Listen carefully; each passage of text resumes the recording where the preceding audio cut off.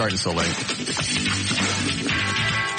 Actually, no reason. I mean, they were out on time. The beginning promo was like almost 5 minutes long. Okay.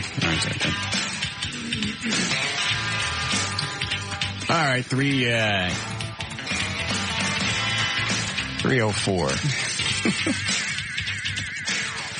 J.D. Ryan is here. Eddie Boyd, Dan O'Malley. KLLI put with traffic. What is Tasso's last name? Is it Costas? I believe so. Yeah. He's here as well. Mm-hmm. All right. Got anything to start with? Have a big weekend? What'd you do? Did you go to the races on Sunday? I did not. Stayed home and cleaned the house. Stayed in Saturday night because we just did. Didn't do anything. Just enjoyed a nice quiet weekend. You?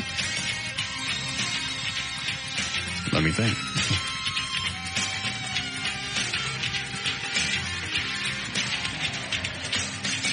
Well, Friday we all went to the haunted house. Oh, yeah, okay.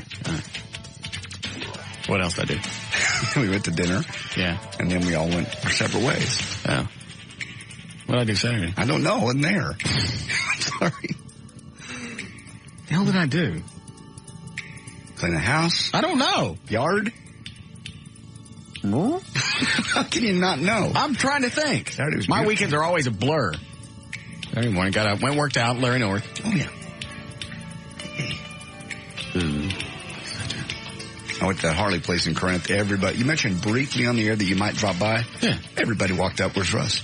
No, they didn't. Yes, they did. The place was packed. Where's Corinth in relationship to South Lake? South Lake's just north of the airport, and that's more or less upstems toward the... Was that anywhere close to it? No. Okay. Because that's where the Larry North place is, South Lake. Well, I'm sorry I missed it. What went on there? You sold some Harleys? I sold a lot of Harleys. There's thousands of people. They have booths set up and, temporary tattoos and people... What was it, some kind of, carnival type thing? They're just bringing out the new Harleys for 2004. They had the V-Rods? They had the V-Rod. How did those look? Beautiful. Gorgeous bikes.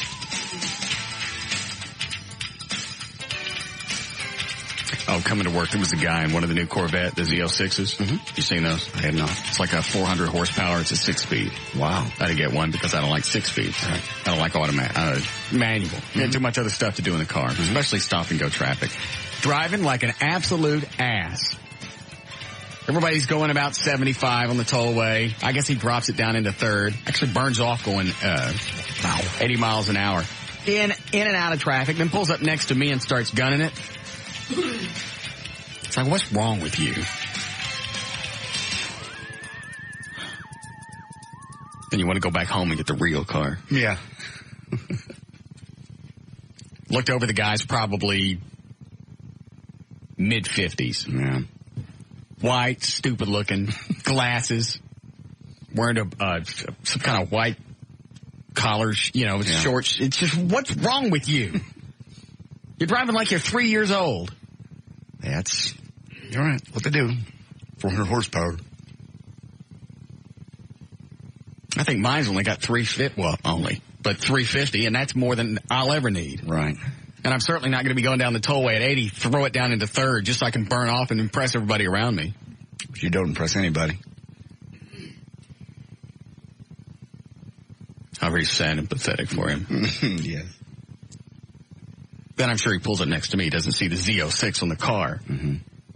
Well, show him. Should have spent the extra money. Yeah. So I waved the pump shotgun out the window. You didn't. I did. No, you didn't. Anyway, that's it. Oh, I know what I did Saturday. What? I decided I'd go with you. You said give that model chick, Anna, a chance. Right. Again, all right. So we go out Saturday night. Great. And on the way to the restaurant, I made mention that the driver's side window in the car stopped working. Okay. All right, so I'm pissed off about that. Okay. No big deal. I can get it fixed. Blah, blah. And I'm already borderline on her. She's hot, but there's something about her personality that I can't nail that's just irritating. And I can't, if I could verbalize it, I would, we'd be done with this, but I can't get a handle on it. But whatever it is, it's a slow burn. That we're being around her more than 7 or 8 minutes, it starts to get on my nerves. And if I can figure it out, I tell her to quit. Right.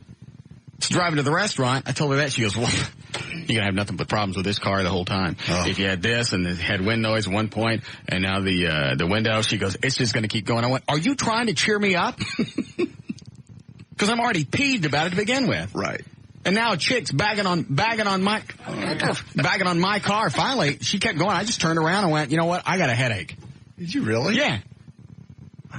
I wasn't going to sit through dinner and listen to that. It doesn't be problem with this car. It's a piece of crap. That's what a guy wants to hear. And he just went on and on and on. Well, you know, if it's one thing that it seems to be the whole car and you'll have nothing but problems with this car the whole time. I just wanted to look over and go, will you just shut up?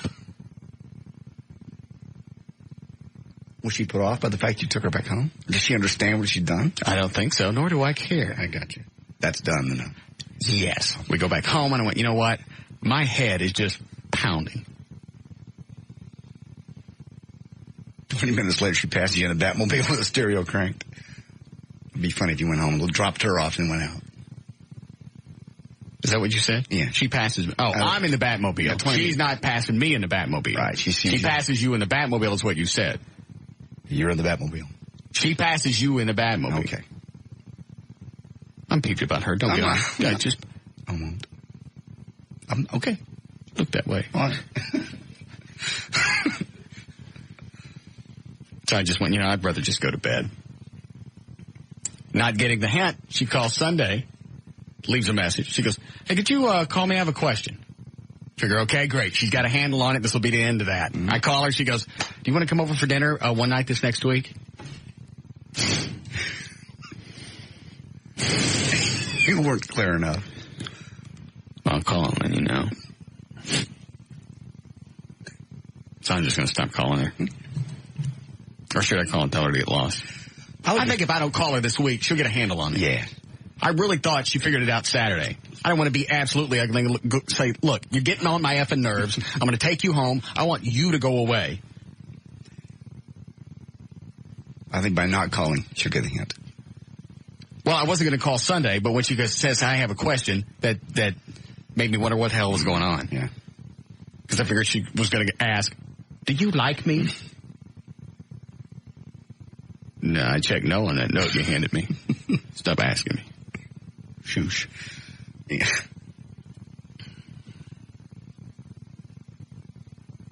I ain't never going to find nobody normal, so she's gone.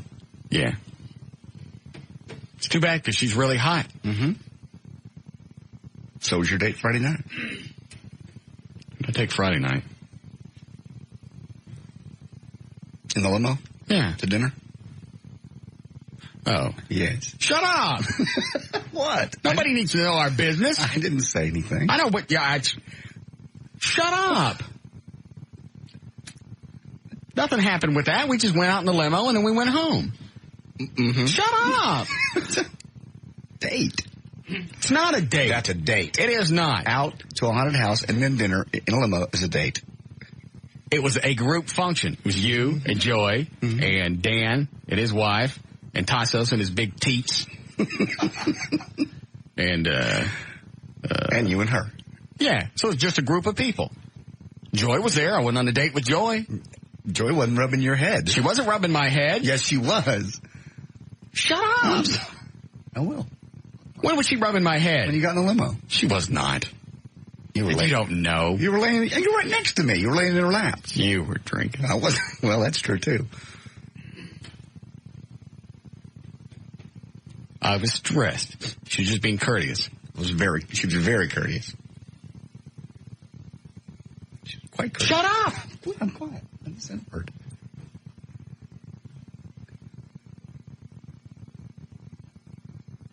I didn't. You guys want to hit another haunted house this weekend? Sure. Love to. You want to go to Screams? Which one is that? I forgot. Waxahachie. Oh, yeah. Waxahachie. I like that one just because you can walk around. There's a bunch of crap going on. I like that place. You get George to drive us down there. Okay. You guys want to go? Tassos, you ain't going. You were drunk when you got in the limo. Yes, Yes. Yes, you were. No, it wasn't.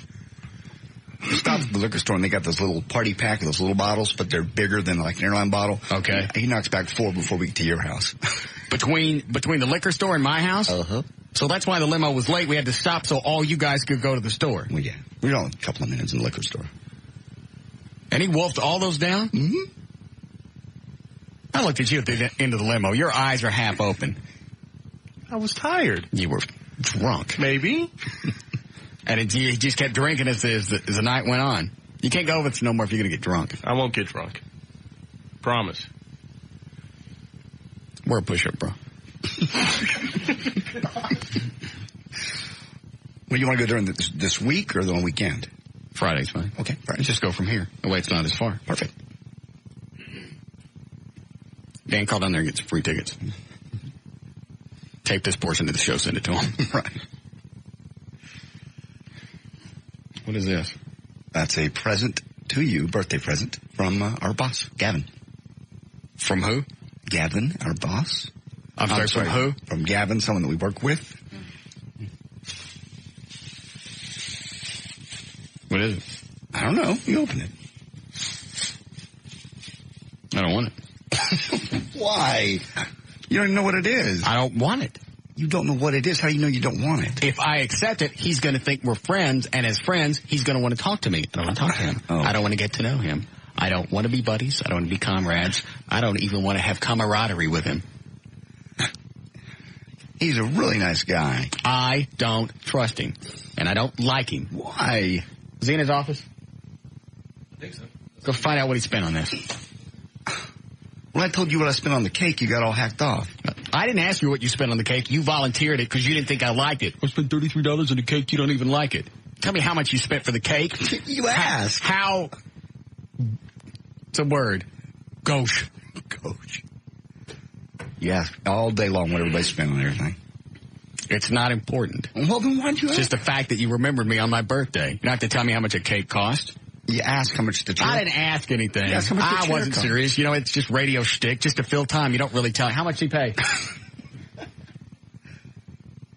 How much? $14. It's the thought. You just said it's the thought. Did he say what it was? No, I didn't ask you. Damn. I don't want it. Give it back to him. $14, it's an insult. I thought it was the thought. Just a minute ago. That. Okay.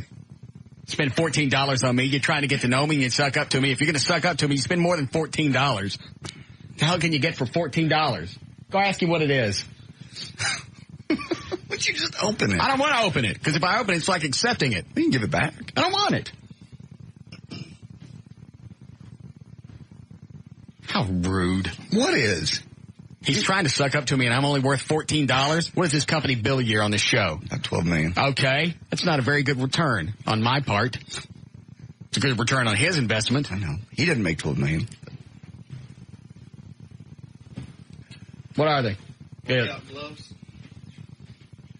I don't want them. Not for $14. I'm putting $14 gloves on my hands. How fresh. That's about what they cost. I don't care. Good ones. I bought cheap ones at Walmart. They were about $6. What I need workout gloves for? For the work equipment out there. Why? I'm not sure why. Are those the ones where the guys, because I saw them at the gym on Saturday. They're the ones with no fingers, right? Yeah. They look like biker gloves or something. Kind of like it just keeps your hands from getting... That looks stupid. So not only is it a cheap gift, it's a stupid one. I don't like him. He was thinking of you. He didn't have to give you anything. Go dump something over on him. Push his computer monitor in his lap or something. Just let him know I'm displeased. Wow. When he's sitting at the desk and just go, Russ don't like it.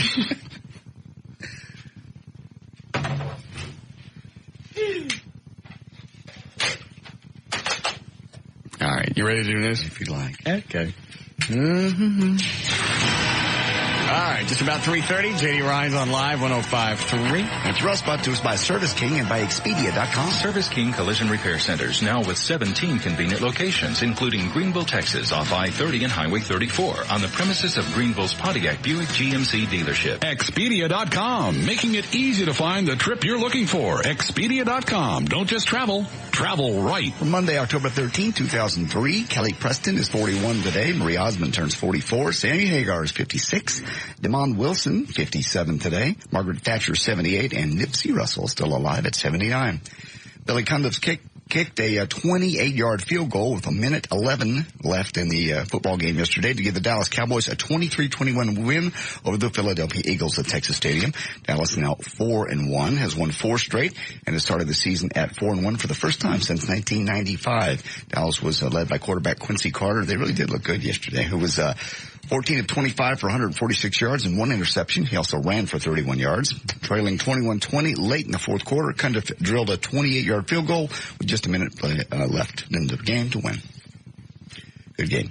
A lot of sports over the weekend. Roger Clemens' Fenway Park farewell was quite memorable.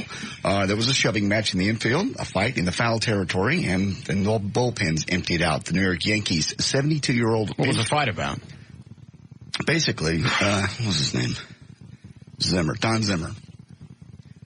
Apparently, a long time ago, when was this? He got hit in the head in 1953, and he has a plate. And he's still pissed off about that? He has a plate in his head. This is giving you a little history. And then they were throwing at the batters, getting too close to him. And they threw it at him? They didn't throw it at him. So far, I ain't following your story. Okay. He has a thing What's this got to be about 1953? He got beamed back in 1953. Okay. Okay. And so he has a plate in his head. So he's a little extra sensitive about brushing back pitchers. Dan, do you know the story? Because I ain't getting it from him. Sorry. Pedro Martinez, the starting pitcher for the Red Sox, hit a batter for the Yankees. Then the Yankees retaliated. Wait a minute. Pitcher throws a ball at the batter? You got that. Hit the guy with the ball? Yes. All right. What does that have to do with 1953? At this point, nothing yet. Okay. Then, hold on, JD. Looks like he has a point. No, I don't What have is a point. It? What's it got about 1953? Zimmer has a steel plate in his head from a beating he took back in 1953. Makes him a little extra sensitive about Martinez's high and inside pitch to Kareem Garcia, which hit the Yankees right fielder in the back. So let me see if I got this right. Okay. Pitcher throws a ball at a batter. Right. Hits him or almost hits him. Right. Hit him in the back. Guild guy wigs out because he's been hit before. Right. Why do you say that? That's right. No, you didn't. What's 1953 got to do with it? this? Happened to him. That's why he has a plate in his head. Well, what do I care what year it was? He's been hit in the head a couple of times and he don't like it. There we go. Why didn't you say that? I don't know. You're going to have nothing but trouble with that car. You really are. I figure I might as well pitch you up all the way. Is there any more to the story? I saw the video of the old fat guy running at was it the Mexican guy? Yeah. And I'm looking at him and went, well, that's not going to take long. I've seen cockfights. Yeah. That was, I don't know whether it's funny or pathetic. I grabbed him by the head and just goes on the ground. Yeah, and then there's this cop guy that's patting the old guy on the head like, all right. All right, so the fat guy, what's his name? Don Zimmer. Is this the guy that was crying on TV? Yes. I have that audio, by the way. It's cut number 2 right here. What was he crying about? It didn't look like he hit him. He was just upset. It was kind of funny. That's the way you do chicks, by the way. They're coming at you. Oh. You can't hit them. No. You just grab them by the head and go, put them down. Yeah. Now, who was that threw the old fat guy down? That was Pedro Martinez, the starting pitcher for the Red Sox. Okay. And he's the one throwing balls at other folks. Yes. All right. I'm just trying to dumb all this down. All I know is, what happened? Well, in 1953, this big fat guy got pinned in the head. Next thing you know, he's got some kind of melmac under his skin. And then last week, he wigs out and attacks this Mexican feller. I had no idea what you're trying to tell me. All I know is I see some big fat guy running at some Hispanic guy, and the Hispanic guy throws him down. It was funny because it didn't look like he expended any energy whatsoever. No. Just grabbed him by the head and went... Just directed and they just stood there. Yeah, basically he just took his own energy and just kind of whooshed him in a different direction. Did anybody get kicked out of the game? Oh, excuse me, I'm going to ask O'Malley because he seems to stay in the current. Okay. Actually, no, there were no ejections at that point. Oh. Anybody get fined? They fined the old fat guy? They said Manny Ramirez supposedly got fined $25,000. Yankee outfielder Kareem Garcia, $10,000, and the Zimmer guy, the old guy, $5,000. Why did the old guy only get $5,000? He's the one running at the, who was he running at? Pedro Martinez. Yeah, what did he get fined? Nothing. Doesn't say here. Okay. Oh, I'm sorry. No, I'm wrong. $50,000 for Pedro Martinez, fined $50,000. Why did he get fined $50,000? The old fat guy's coming at him. How's the old fat guy? 72. Yeah. I'd have snapped his head off and rounded third with it. And he just pushed him down. Why'd they find, what's the guy's name? Pedro Martinez. Yeah, why'd they find Pedro? I don't know. Nobody knows? Your guess is as good as mine. It's Major League Baseball. Sometimes the fines are a little off. And I think the reason why is well, wait a minute. The Pedro guy's defending himself, right? Right. He's standing there, and this old fat bald-headed guy's coming at him. You don't know what his intents are. And especially if he's been pissed off for 50 years. Is that right? Yeah, for 50 years. You don't know what's in his heart or how long he's been harboring it. Or he just decided it was time for some Pedro penis. So he's coming running at him. Could be. Maybe partially his fine was for hitting the player. For hitting the batter. I don't know. Here's an idea. Why don't you guys research this crap next time? It just doesn't say in the story. Okay, so that's the only story that was printed about this whole thing?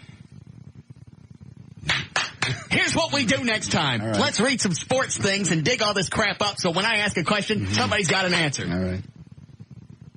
Why was he fined? Doesn't say here. I'll find out. I don't want to know now. Okay. I'm past it. Okay. I'll talk to the idiots on the phones. Yes, idiot? Pedro Martinez was fined $50,000 because he taunted the bullpen saying he was going to hit them on the head. He did what? He was pointing at his head and saying he was going to hit someone next. Anybody know what he's saying? Yes.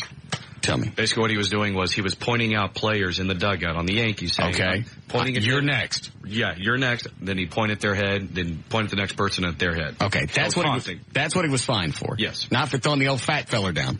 No, but I'm sure that didn't help his cause. Okay. Well, I mean, the old fat guy's running at him. You got to defend yourself. Mm-hmm.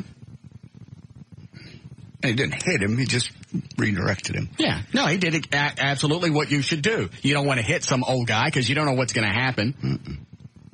And you can't hit him in the head because you're not really exactly sure where that plate is. No. And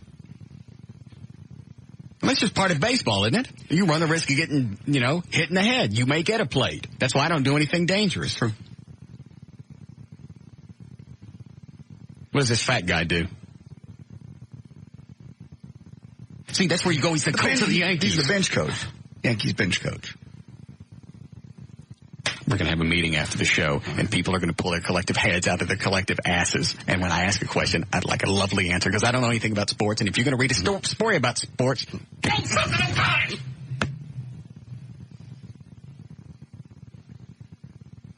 Move on to the next story, please. Okay.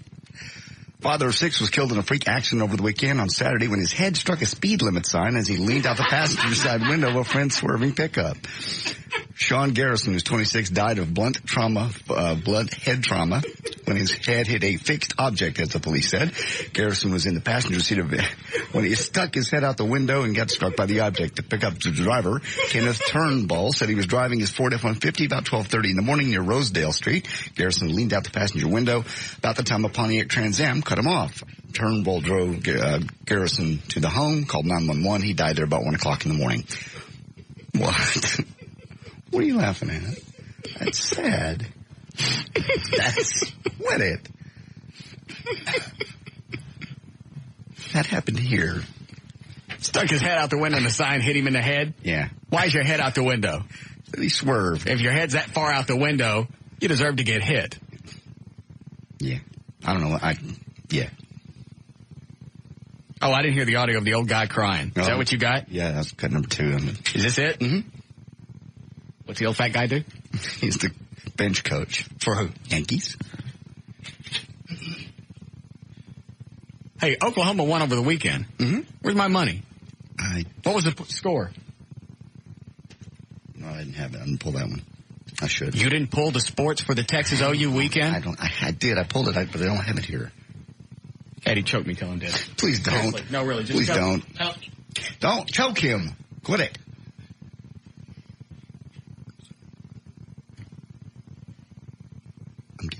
don't want it now. So you didn't print that as one of your stories? I did. I don't know where it is now. Do you have the score, Dan? Seriously, you guys have me so twisted. I don't even know who to jump first. Everybody spins the wheel today. Do you have the score? I believe it was 63-13. Okay. So on the over-under, I won. Yes. Okay. And you picked Oklahoma. Oklahoma, and they won by more than 6 points. Right. Or 7 points. Mm-hmm. So I won that. Mm-hmm. Who's got my money? The bets actually weren't placed.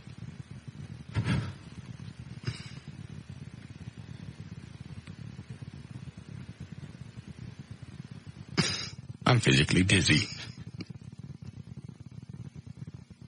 I'm going to sit down in my birthday chair and relax for a moment. One moment.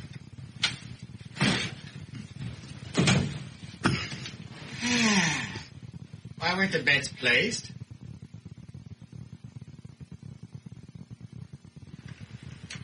They weren't.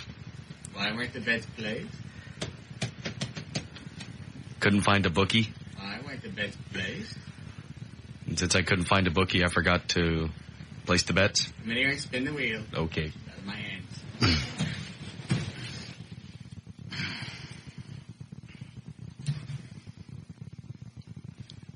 You fix the wheel like I said? Yes. Have you looked at the wheel? I have not. There's only one thing on it. It's right over there. What is that? That's queer factor. What does that mean? Well, let's wait till it stops and we'll see what it lands on. I didn't go around all the way. Spin it again. What's the difference?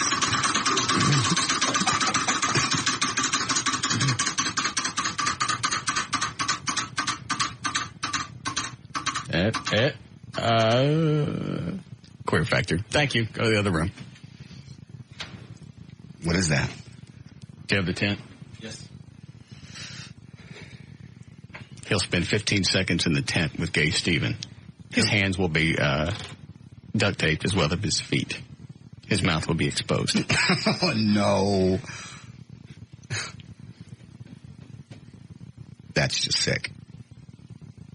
I just lost $300. Yeah, you did. And I got a chick telling me that my car is going to be crapped for as long as I own it. You're reading stories. You don't know anything about it. I don't know anything about sports. I can't add to it. So if you guys don't know what's going on, don't read it. I don't want to hear about it. What's the fat guy do? Bench coach for the Yankees. And he cried. When did he get hit in the head? 53. What cut? 2. Here we go. Well, first of all, last night, we won a hell of a game. And the media gathered around me, and I didn't want to be rude. I was hurting, and I had to get to the trainer's room, and I didn't want nothing to take away from the win that we had last night.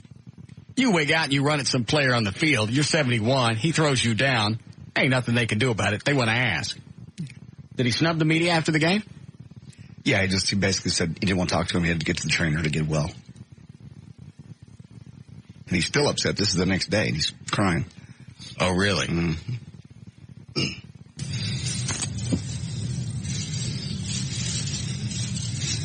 I'm embarrassed.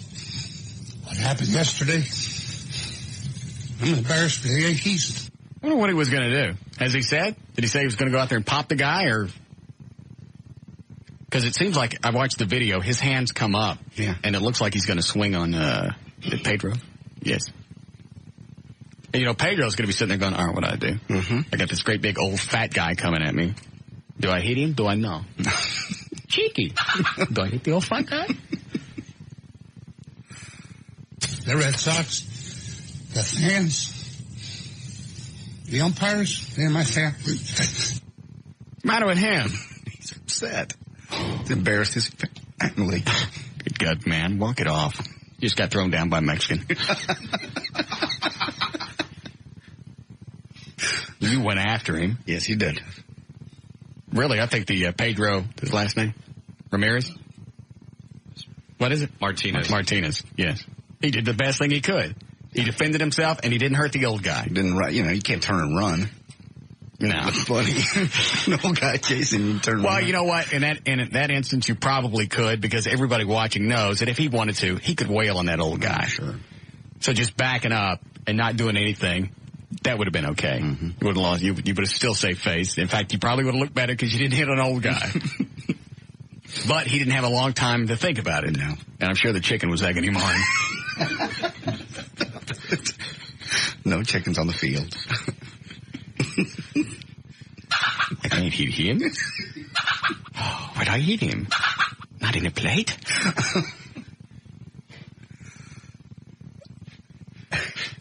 Little hooligan chicken. Mm-hmm. Family. That's all I have to say. I'm sorry. What did you say? That's all I have to say. I'm sorry. Where's he going? You left the podium. They started off by saying there will be no questions, so he'll make his statement in Cruz.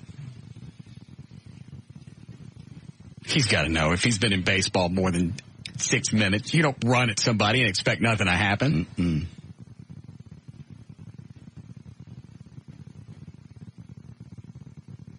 I wonder if he was actually going to swing on him. That would have been stupid. The thing, you don't have anything you can do but swing back. I'm just wondering, when you get out on the field or the grass or whatever they call that in baseball, do you really just lose your mind and get so immersed into the game you don't think of the ramifications of anything? A lot of bad blood between these two teams anyway, so I guess so. And it's funny to me that you have all these groups that are protesting against movies with violence, movies with smoking, stuff like that. Movies that are actually regulated, you get a rating on it that says, hey, this isn't for kids. Mm-hmm. Or if their kid's going to be there, the parents have to be there as well. Nobody says anything about sports.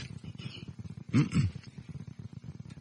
Seems like that's a regular thing in baseball. Somebody's going to wig out, somebody's going to throw a ball, somebody's going to go out holding a bat and knock the hell out of somebody, or hockey or whatever. Hockey, they actually stand back and let them finish still, don't they? Well, people want to see that. Yes. What I'm just saying is, why is it nobody goes after the sports? Because it seems to be, and this is real violence. It's not movie violence. It's real. With movies, you could say, trying to think of a current actor, Tom Cruise or somebody is a hero and he shouldn't be doing these different things because kids look up to him. Well, first of all, he's an actor and this ain't real. Mm-hmm. If you're idolizing sports figures, they're really there and the fight is real. How come nobody goes after that? I don't know.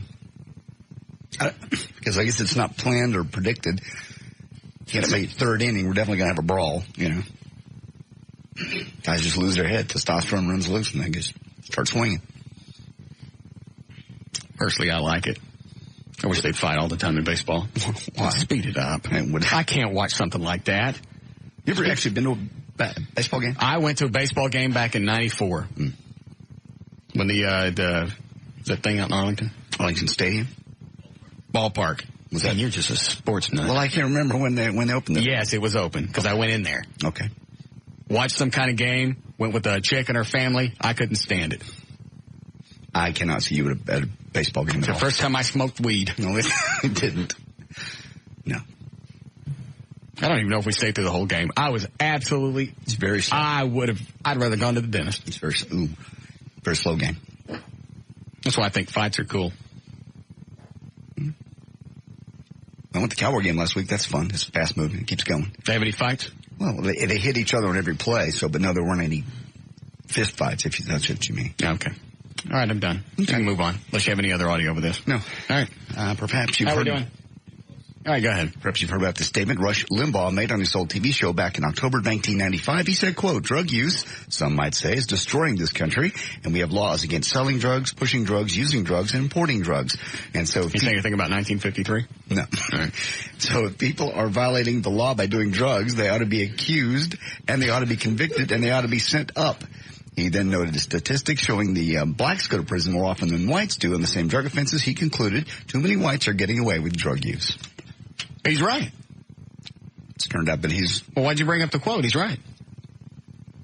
It's just ironic that he said that about white drug users, and he is one. But he was right. Too many white people are getting away with drug use. True. And I guess he thinks he's going to get off just by going into rehab. Mm-hmm. Because nobody really caught him with anything. True.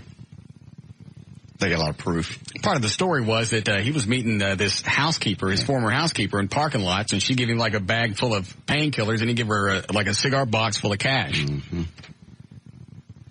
Man, you've got to be addicted to something pretty bad to put stuff on the line like that. And you know sooner or later that's going to come out in the open. Sure. And if you've got a nationally syndicated talk show and you're always playing this I'm holier than thou. The moral card, yeah. Yeah. And sooner or later this is going to pop. That undoes everything that you've done in the past. But how amazing. All these things tend to happen to him when we get into the fall ratings period. You punk. What do you mean?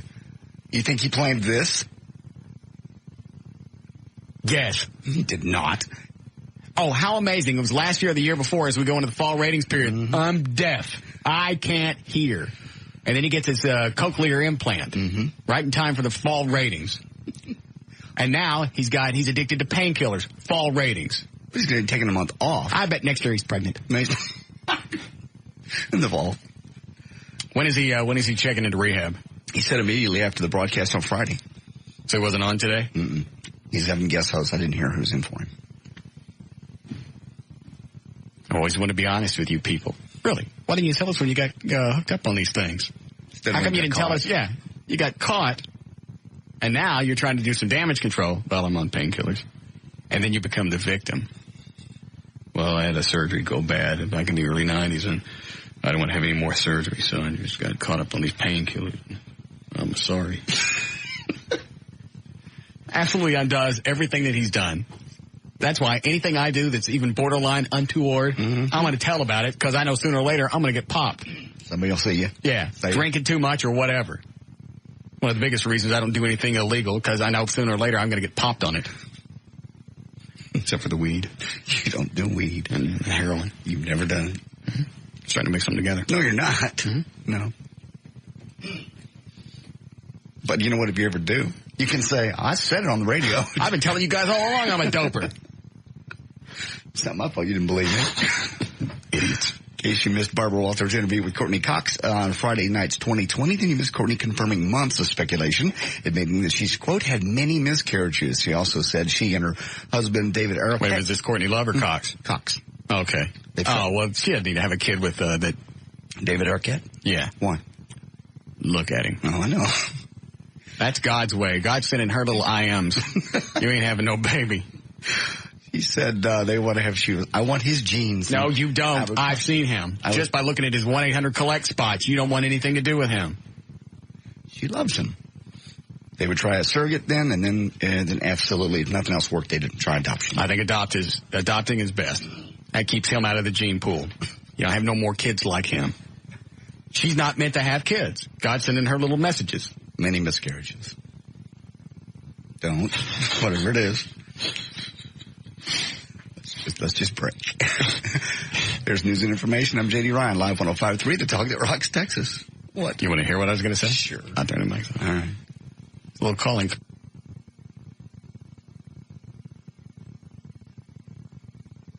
God. Disgusting. Yeah. We'll be back.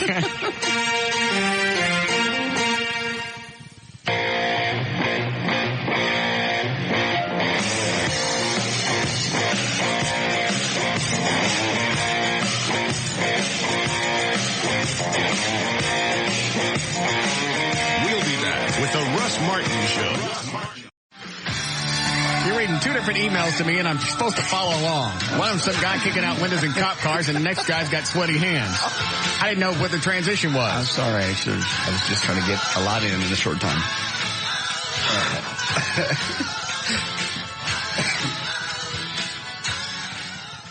This guy got sweaty hands. This guy from 1953 that got hit?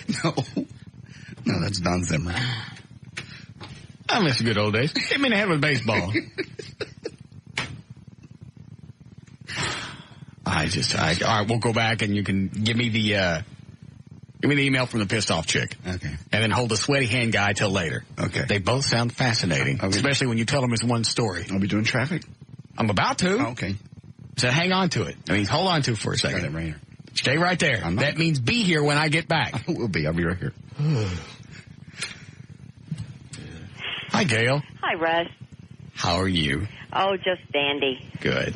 What do you have for us? I've got Max RX, ExxonMobil, and Jeep Dealers Association. And your outcue will be Jeep Dealers. Max RX Male Enhancement promotes length, girth, stamina, and overall sexual vitality. Maximize nature's power with Max RX. Visit max-rx.com or call 1-866-MAX-RX-4U. Individual results may vary. Now at participating on-the-run stores at Exxon, pick up a 32-ounce bottle of Powerade for 99 cents or 3 cans of Red Bull for only $5 through October. Now those are refreshing deals. Brought to you by your local Dallas-Fort Worth area Jeep dealers. Oh, that's really short. On the Dallas freeways are really in pretty good shape, just normal slowdowns. But in Fort Worth, westbound I-20 at McCart, there's a wreck blocking the right lane right at the exit. And then southbound McCart at I-20 completely shut down due to a wreck that involves a whole bunch of cars. Westbound 20 is slow from James Avenue. And this also brought to you by BMW Motorcycles. They let you ride now, pay later with zero down. No payments for 90 days and even make your first 3 payments. Get 0.9% on certain models. Restrictions apply. See your BMW Motorcycle dealer for details. I'm Gail Lightfoot on Live 105.3 to Talk It Rocks, Texas. Thank you, Gail. All right, it could be 63 for the low tonight and sunny and 76 tomorrow. It is 84 currently. Live 105.3 to Talk It Rocks, Texas. Mm-hmm. Now, tell me about the sweaty guy first. Okay. I'm intrigued by both emails. Mm-hmm. Or one of them's a story. That's a story, yeah. I found this over the weekend. Star Telegram ran it. Pat DePuzzo is his name. He dodges it is D-A-P-U-Z-Z-O, DePuzzo. Okay. He does what? Dodges acquaintances in grocery stores, recently skipped a wake of a close father. Basically, he's got that hyperhidrosis thing you got, sweaty all the time. Yeah. Well, I don't have sweaty palms. Everything's underneath my arms. I see guys, when I go to the gym now, when I go to the gym, right, because I work out. I have never seen so many vain people in my life. They stand in front of the mirrors and they wear the shirts with no sleeves. Oh, sure. Or the sleeves even less than that. It's like muscle shirts. Like a little string over the top. Yeah, but it's a little more than that. It's like a t-shirt that they cut up to look like a muscle shirt. So they can walk around and show their guns. Mm-hmm. I like to keep my guns covered up. No reason for anybody to know what you're packing. That's true. Well, you can always surprise them. And they'll stand in front of the mirror and they'll hold the weights and they'll just admire themselves. Oh, I know. Where's that going with this? Sweaty. Oh, and anyway, what I was going to say is I have to wear 2 t-shirts all the time just to catch the sweat. I can't imagine wearing a muscle shirt because when you feel it dribbling down your side, it drives me nuts. Yeah.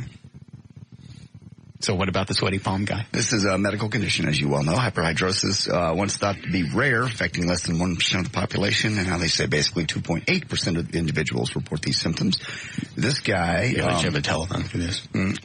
They should. There's a doctor, Michael Mack, a Dallas cardiovascular surgeon, who basically is going to help this guy out. It wasn't until this year that the father of 3 discovered that there was a surgical option viewed by some... What do they do, remove the sweat glands? Well, let me see. Is this viewed by some doctors as a last resort to surgery eliminates sweating in the hands by cutting the nerve that controls it. Later this month, when DePuzzo, NHL linesman's duties bring him to Dallas, he will undergo this procedure. The surgery carries its own risk. At least half of the patients reported that sweating shifts just elsewhere in their body. So in other words, yours might go from your armpits to your hands. It may go back. Well, I don't want that. I think that's really the only place that I sweat really bad is in the arms. They said this surgery does work 95% of the time. Botox injections are sometimes used and are showing promising results, but are not at this point FDA approved. Doctors also can prescribe the electrical treatment, which relies on current transmitting through water to temporarily block the sweat glands. Surgery should be a last resort. This is a local doctor? Yeah. Dan, fetch him for me. Dr. Michael Mack. I don't want to have surgery. Yeah, to cut the nerve. Anytime I go anywhere, I can't wear a loose-fitting shirt. I always have to wear some type of T-shirt. I know. And then I got to roll up the sleeves that catches the dribble in case it misses some. I know. I watch you sweat in here every day. It's 65 But it's funny, degrees. I don't sweat when I'm sleeping. Now, obviously, you get up and start moving around, your heart rate goes up. Yeah. But I've gotten out of the shower before. Not necessarily a hot shower, just kind of a warm shower. And then right before I get out, I hit myself with cold water. I'll get out and I still sweat. That's weird. That's only under your arms, right? Yeah. No hands, no feet, nothing else. And before everybody starts calling up, telling me all the different types of deodorant, I've tried them. They don't work. I tried one, Siebert recommended. Stay dry, dry all, whatever. You put it on at night, dries on. The only problem is it stung for a couple of days. I'm not really sure what it does. Felt like there was some kind of rash going on. Maybe it just blocks the pores or something. I don't know what it does. I've given up. I've just sweat for the rest of my life. Yeah, surgery, I think that's really radical. Well, it's like it said in the story. You cut this crap out and you're going to start sweating someplace else. Yeah. The water's got to go someplace, and I don't want it coming out my hands. It's true. Yes, John. I tell you, on the day of judgment, men will render account for every careless word they utter. For by your words you will be justified, and by your words you will be condemned. Matthew 12:36-37. So, I'm already condemned. I got sweating I can't get rid of. God's already getting me. What's your point? I tell you, on the day of judgment, men will render account for every careless word they utter. I heard you the first time. For by your words you will be justified, and by your words you will be condemned. Okay. Matthew 12:36-37. I got it. Russ, number 2, on your head. What do I care? I tell you, on the day of judgment... I got it. I'm going to go to hell. God's going to get me for all the stuff I said. I got it. What's your point? By your words you will be justified. Okay. And by your words you will be condemned. I got it. Matthew 12:36-37. All right. I'll go look it up and I'll enjoy it later at the house. What do you care what I do and what I say? I tell you. What is wrong with him? On the day of judgment... Hey, what's wrong with you? Katie wants to know what's wrong with you. Hello? For by your Are you words, there? You Pick will up. Be justified. Pick up. And by your words, I will be condemned. Matthew 12:36-37. All right. Okay, I understand. So let me ask you this. What's the purpose of telling me this? I tell you. On the day of judgment, men will render account for every careless word they utter. For by your words you will be justified, and by your words you will be condemned. Matthew 12. Is this a recording? It sounds like the reflection's the same each time. Hey, just stop. Read it differently this time, just so I know it's not a recording. Read it like a Jap. I tell you. No, it would be right tell you. On the day Call me of Joe. judgment, he is slowing down his time. Is he? Yeah. Men will render account Okay. for every careless word they utter. Yes. For by your words you will be justified. And by your words you will be condemned. Yes. Joe, Matthew 12:36-37. All right. Oh, seriously, I was beginning to think it's a recording. I was just playing it over and over. All right.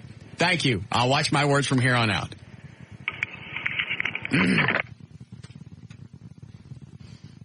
So can I take pills for this? The doctor would know. I don't have a clue. You'd think by now if there was some kind of pill, you'd have found it. Because we discussed this before. The only thing that I've heard is Botox, the upper end deodorant. Yeah. You don't have this, right? No. Very seldom sweat unless you're working out. Or, stopping drinking for a long time. Okay, so you get the shakes. I'm just talking about a normal everyday basis. Nope. Unless I'm working out. Did you go to the dentist to get your teeth fixed yet? No. You haven't gone to Dr. Hips? No. Hibbs. Whatever. No. Why not?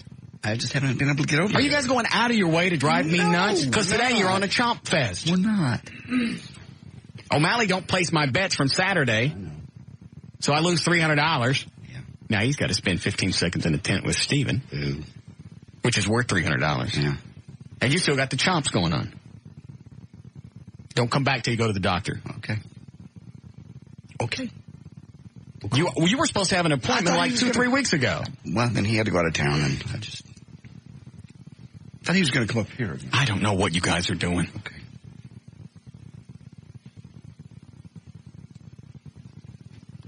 Be nice just to run around and not sweat all over myself. Does it get worse when you work out? No, it's about the same. About the same. I just sweat in other places. Yeah.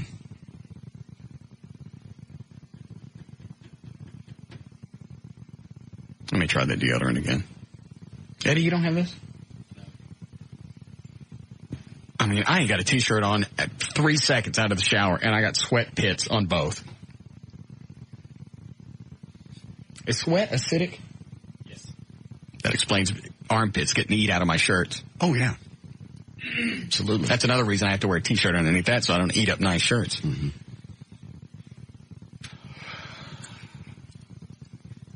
Sure enough, I'll get the sweat glands removed out of my arms, and I'll start sweating on my ears. It'll just be something disgusting. Your feet or someplace. And the hands, yeah. The hands, actually, hands would be worse because you can't touch anybody. You can't really do anything. Right. At least mine's concealed. Go ahead, you're on the air. Hey, I was going to tell you, go ahead and shave your armpits. That's what I do. I'm 40 years old. I have the same problem. Just shave your armpits. Why would that? Go ahead. Why would that do anything? Well, I don't know. I have the same problem. Trust me, I shave my armpits all the time. Don't let nobody know that. But right. Yeah, I shave them all the time. I understand. And you stop sweating? Oh, yeah. Not like don't sweat half is what I used to. And trust me, a lot of hair. I don't know how hairy your armpits are, but a lot of hair. What are you doing right now? Me? Yeah. Just finished doing a run. Oh, okay. Well, I'll be talking to you. Why? I don't know.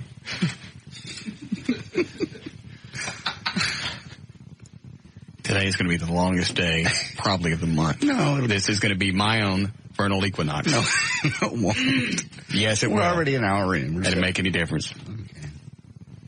Show started, I've been irritated since Saturday night when she's telling me my car is going to get nothing but worse. Which means I got to take it back to the dealership now and get that handled. Yeah. And then she calls me Sunday, wants to go out. Lady, do you not get it? All of a sudden, I got a headache and I don't want to take you out, and I go back home and I tell you to get lost, and then Sunday you want to invite me over for dinner? She don't get it. No. And last weekend when I took her out, right, we're naked in bed. Not totally naked, but enough naked to where goodies are accessible. Right. And she won't touch it. Why? I don't know, and she didn't want me touching her. That's like that weird chick I had come over that time. Got one of my T-shirts, took her bra off, so now she's sleeping in the T-shirt, and a little T-back, nice little tight ass hanging out. Perfect. Certainly didn't look like a 34-year-old butt. Mm-hmm. It was just wonderful. Very nice. They won't me touching anything. What is that about? I don't know. Why can't we just lay here? I don't wanna. Why are you naked? Yeah, why are you naked? That chick come over to my house and do that time. She was even topless, didn't even have a T-shirt on. I understand that, but we're talking about me right now. I understand. I know you wanted it to be about you. But we're talking about me. Never about me. I want to get to know each other. Can't think of a better way. Pound your guts. Yeah. Come on, let me pound you. Mm-mm. She wouldn't even touch it. Oh. That's ridiculous. I went, fine, you can sleep here in the bed. I'm going to go sleep on the couch because I'm not going to get any rest at all if we're both here naked. And I'm totally naked. Yeah, of course you are. I'm always the first one naked. Of course. Mm-hmm. Yeah, Larry? Yeah, my doctor prescribed, it's called Drysol a couple years ago. Yes. And it really works. You'll use it for a while and then quit using it, and you'll be fine for a couple of months, and then you'll start sweating again and just start using it again for a few nights, and then it'll go away again. Is that the one that stings? A little bit. I find if you dry your pits out nicely, though, after you put it on, it doesn't sting as much. And do you shave your armpits as well? No. Hmm. And do I have to have a prescription for this? Yes. I'm sure you can make that happen. I don't think I've tried that yet. Drysol? Yeah. Yeah, it's Drysol. It's an aluminum chloride. Mm-hmm. It's like a liquid. It comes in, remember the old-style roll-on deodorant? Yeah. Except it has like a little cotton pad on top, and you just kind of pat it around your armpit. All right, I'll try that. I know it seems like somebody's recommended that before, and I just never got around to it. I don't think I got the prescription. Use it at night. I've had the same bottle for probably 3 years, and it's not even anywhere close to being empty. What's a bottle cost? On my plan, it's $10 or whatever through my insurance. Oh, so insurance considers, obviously if it's a prescription, then the doctor thinks you gotta have it. Yeah. So they gotta pay for it. Yeah, it was $10, $15, whatever my copay was. All right, I'll try that. Thank you, sir. You bet. All right. Yes, Gail. Okay, when you use the Drysol, according to my daughter's dermatologist, it only really works if you wrap your arms in saran wrap under your arms. All right, you guys are doing this. Just so I'm running around my house with saran wrap on my arms. My daughter doesn't want to do it either. But that's honestly, we told her that the Drysol didn't work very well. And she said the only time that she's had it work well, and this was by her dermatologist, was to wrap it at night in saran wrap so that it super absorbs into the skin, and not to use the deodorant in the morning after showers. Use it at night. Anything else I should do while I'm sleeping? Hold chicken eggs in my ass? Perhaps wear a toboggan? A nice white one? I would. Mm-hmm. But that's what she said, that you need to use saran wrap. But it is with the dry sol, the prescription. All right. stuff. Do I have to use saran wrap, or can I use the store brand? I think saran. Okay. I just like to check. I don't want to do it wrong. And I think you can use the new kind that you just touch and it seals around you. Okay. I'll see if maybe I can get some Ziplocs. Thank you. Did you find anybody, Dan? I have. I'm just waiting for his office to call me back. Who is it? Is this the guy in the story that JD was reading? No, he was unavailable. He was actually in surgery, but I got Dr. Dan Meyer from UT Southwestern. Okay. Somebody's also sent a link here. The Hyperhidrosis Center in Houston. There's a phone number for them. Well, you know what? If it's only, what they say, 2-point-something% of the population. Right. All right, nobody else gives a rat's ass about this. This will just be my own cross to bear. Yes. Maybe I can make this like being addicted to pain pills. Yeah. This could be my thing. Not nearly as serious. No.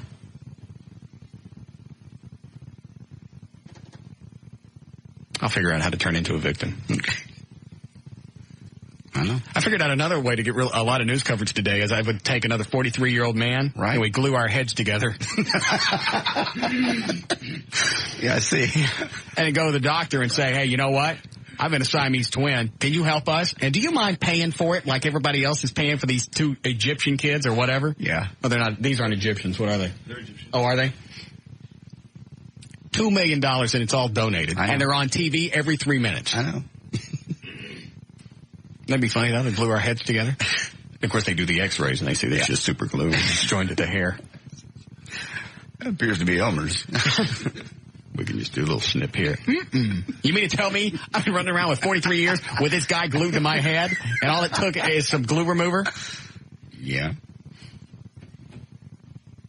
They removed the kids' heads over the weekend, right? Uh-huh. Or they separate them. Separated them. Unbelievable. Could have given me $700. I could have separated them. Not successfully. Yes, I could. You could have separated them and they would both die. Nah. Yes. Just divvy them up, slam them in the door. No. Yeah. That's not the way it works. It is. You give me $700, I can have those kids apart in 2 or 3 minutes.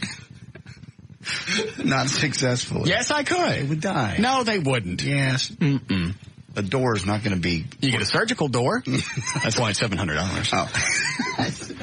I didn't know. Or the other thing I thought they could have done, instead of doing it right now, wait till they both learn to talk. Okay. And then figure out which one is the stupid one. And? You know. Well. Yes. Yeah. No. Yeah. No, you don't. Yeah. No. You just kind of paint it off. No, you don't.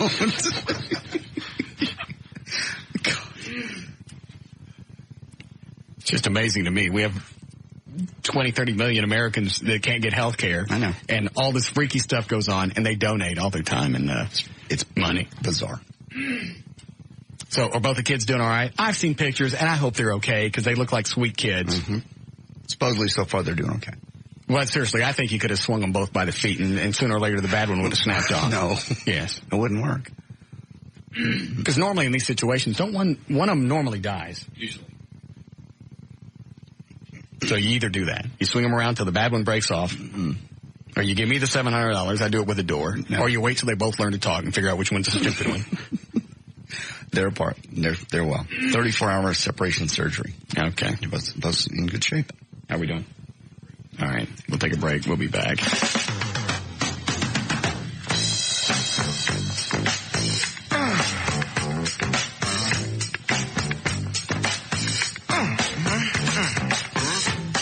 We'll be back with the Russ Martin Show on Live. Gonna glue my head. Yeah. Glued heads together with some black feller. Texas.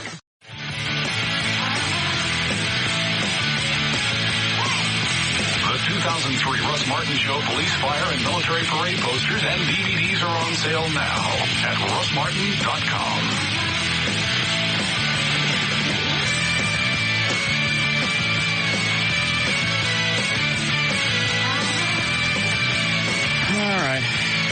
do we do news?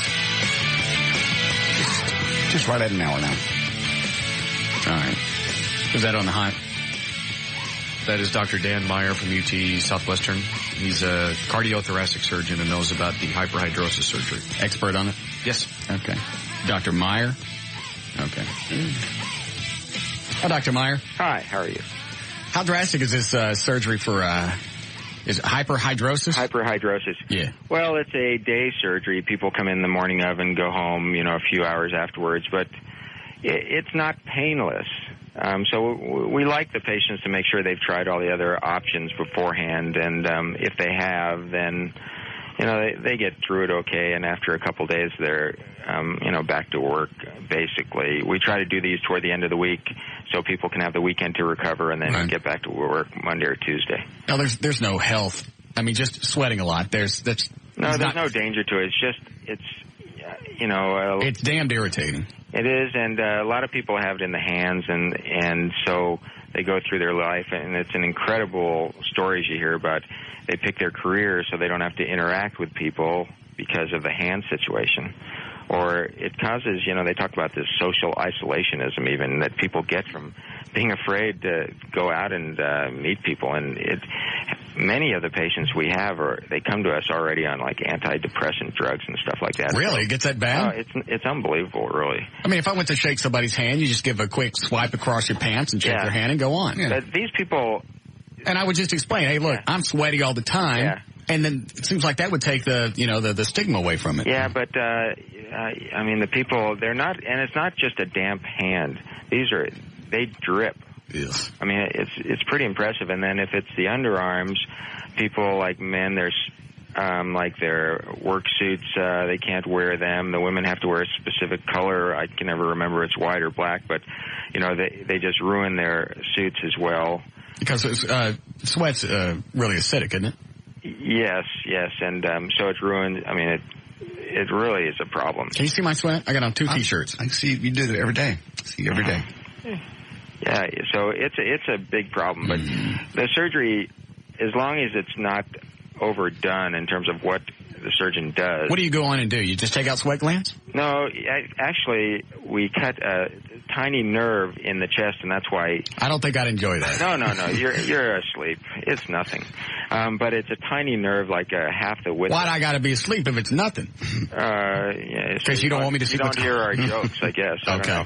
But no, it's a very safe surgery, and it's just the fact that these nerves...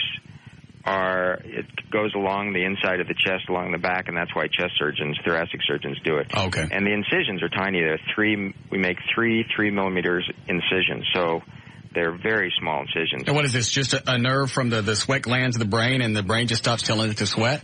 Well, basically, yeah, they go out to the sweat glands to the underarms or the hands or the feet. And the amount of nerve we're taking out is like less than a half an inch. It's tiny. And the surgery, it takes like 30 minutes. But it's a dramatic results. So in patients who have tried all the other agents, like the topical agents, which are pretty, they're pretty good, but in the underarms, it's hard to use because it stings so much, especially for women, and the hands. Does it always sting or just when you start using it? Pretty much always, yeah. The guys, it's not as much of an issue, but the women. All right, so you do the surgery and you clip the nerves. Do I start sweating more other places? Does the body compensate? The big thing. Yeah, the compensatory sweating of all the parts of the surgery, that's the one thing that I always spend a lot of time talking to patients about, because the key from a surgical standpoint is to do as little as possible. Yeah. Because the more nerve you take out, theoretically, you get more of this, what's called compensatory sweating. Yes. And 97% of the time, it's not that bad. But if you're one of those patients who get it bad, it's a problem. So is there a chance it goes to my hands? No, it doesn't. The compensatory sweating usually goes in socially not problematic areas, like it goes behind the knees, the lower back, or something like that. It's not like your sweating is now where, say you could be sitting and watching TV, you may just start sweating, It doesn't immediately go to one area. Yeah. It spreads out through the rest of the areas that you sweat. Yeah, and you have to usually be working out, and it's not going to be spontaneous. You have to be working out really hard, and it's usually the back or something like that. So it's usually not a problem, but it's not zero of the problem. So the patients really have to know about the complications. What's the success rate of getting your thingies cut? Well, for the hands, it's like nothing's 100%, but this is as close as it comes. All right, it's 99.5%. I don't have any problems with the hands. Yeah, all mine's armpit. It's about 85%, 90%. And would shaving my arms do any good?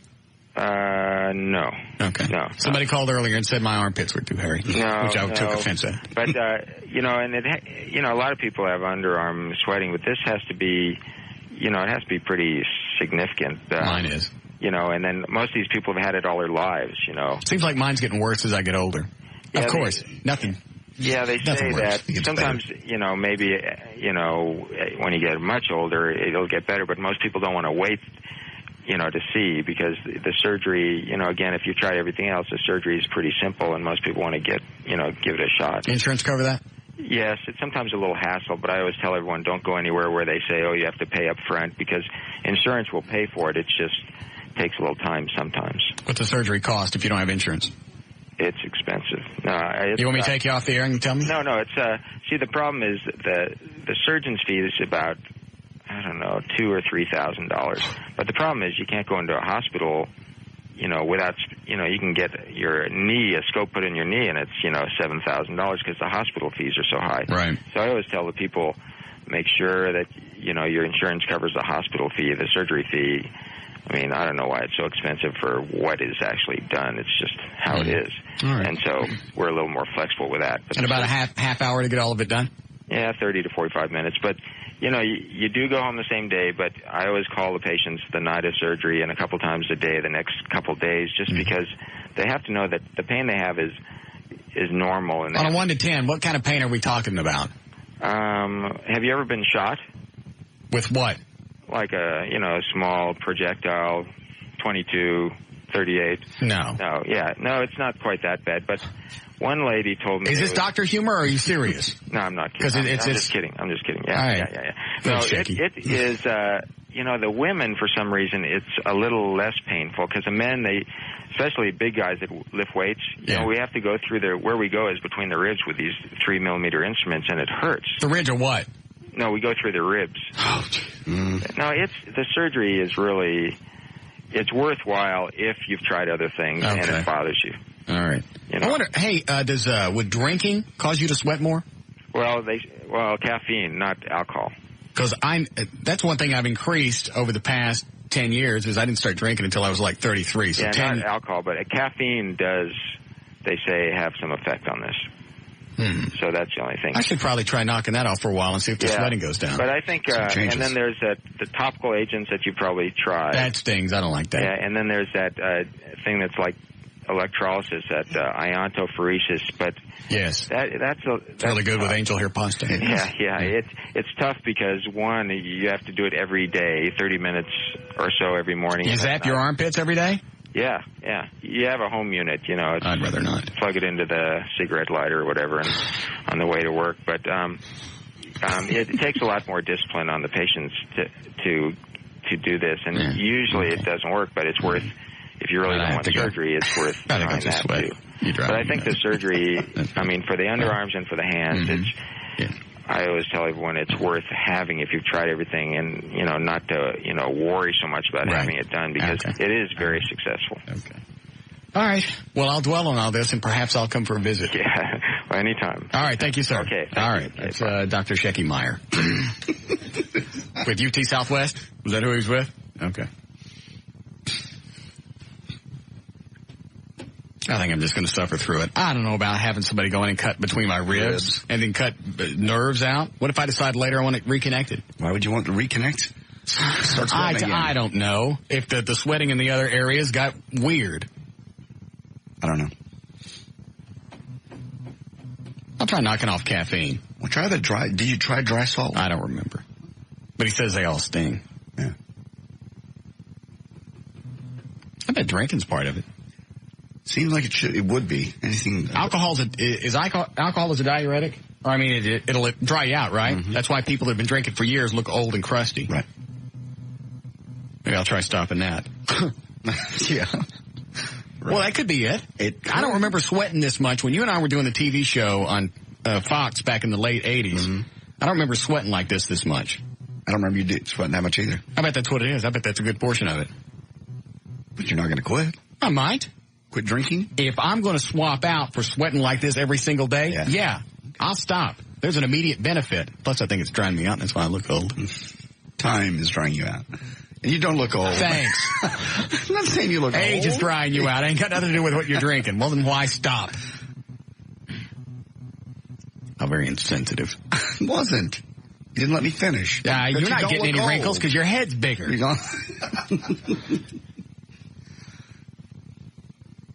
Your turn. I'm not going to say anything ugly. All right, you ready for news? I'd like to. Can we do it here? All right. We never did get to that email, by the way, the funny one I got over the weekend. Which one? The story you did on, well, actually, I did the story. You laughed about it. But the guy that kicked the windows out of the police car, and then... he got arrested, kicked the window out of a police car. They called for another unit. They put him in that. He kicks the window out of that and then jumps out on the freeway. On the freeway and got run over by the other police car. Yeah. What's not to laugh? Personally, I think it's funny. Savannah... Hold on a second. Yeah, Ray? Yes, Russ. I wanted to tell you that we were at Six Flags this past Saturday, and Fitz should spin the wheel of punishment because he was talking about how much of a pussy you were. Really? Yes, sir. Well, why don't you call up to his morning show and ask about his contract? Ask about his contract. Yeah, do that. Go ahead. Okay. Savannah Sahara. Ask him how contract negotiations are going. Ask him how long his contract goes for. Go ahead. Run it past him. See what you get in return. But you better hurry. Wow. He's the biggest idiot with feet. Yes. Anyway, this is from Savannah Sahara. Dear Russ and JD, I've been a long time and faithful listener. I find your show to be refreshing and very humorous. So far you're refreshing and humorous. I'm sorry, who is this? This is Savannah. The last name is weird. It's Siharath. Saharath. All right, go ahead. So you're refreshing and you're humorous. However, I must express my disappointment. She asking for money? No. Just pissed off? Pissed off again. All right, go ahead. Does she have a contract? No, she doesn't. She's expressing her disappointment in your show when you made light of the gentleman who jumped out of the police car and was killed. I knew that person. He was a very Did he have a contract? No, he didn't. Same people without contracts should jump out of police cars. There's a good chance it'll happen anyway. I see. I knew that person. He was a very good friend of mine and a loving father, and she'll be missed dearly. What about his kids? Yeah, loving father. They have contracts? No. They don't. No. None of them do. We've all made mistakes in our lifetime. Some that we regret. Wait a minute, a loving father? Yes. So how come he's all wigged out or narcotized and he's kicking out windows of police cars? How come he ain't home with his family? Jumping out on the freeway. Yeah. If he's a loving father, wouldn't he be more concerned about his kids and what's going on? You'd think. She say he was a friend? Mm-hmm. Very good friend. So if they were that good friends, you'd know that he had a problem and you'd be helping him work through this. This is not just one little mistake.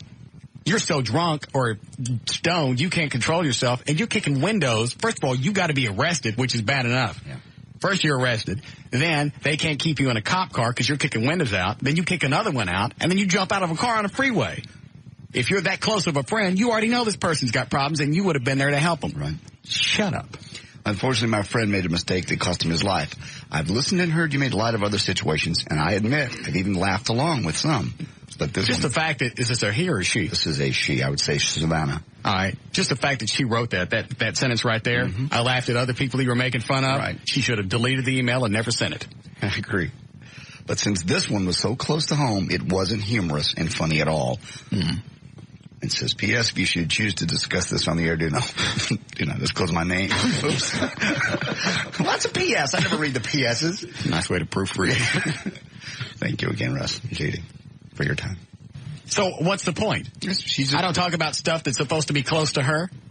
Because how do I know? Do I have her list? No. Do I know what things are going to offend her? Mm-mm. And I'm sorry. If I ever jump out of a back of a moving police car. Oh, we will. Oh, please. Oh, yes, we will. All day, every day. I got it coming. What? She should. You know what? As a friend, you should be disappointed in yourself. Not what I've done. I don't know this guy. I wasn't there to help him through his problems. Mm-hmm. And obviously, they were pretty severe. To be that doped up or drunk to where you can't be controlled by police officers and you keep kicking windows out of cars. And that ain't bad enough. Then you decide to jump out, and there's a really good chance you're already handcuffed. Yeah. Where are you going? Really? Exactly. And I'm sure there was nothing those police officers behind could do. There was no time to swerve. I'm sure there was not. Don't even. There wasn't. I know. There was no time to stop. I'm sure they felt horrible about it. I'm sure they did. Hit somebody, you feel bad. Not after that. Well, yeah. You jump out on a freeway. You jump out of a police car on a freeway. Do you know how out of your mind you got to be? Yeah, totally. Even if you weren't handcuffed, that's still stupid. But handcuffs. Ugh. So have we lost a listener? Apparently. How horrible. Yeah. Well, we'll certainly miss, what's her name? I'm not supposed to say her name. Well, she should have put that at the beginning. You don't, if you're going to send, especially to you, put it in the subject line. Don't read this on the air. Or don't say my name. What's her first name? Savannah. Yes. Obviously, you weren't a very good friend. Mm-mm. Your friend could have used you that night. Had you been really a good friend, he would still be alive today. Stop. I hope you're happy. I hope things have worked out well for you.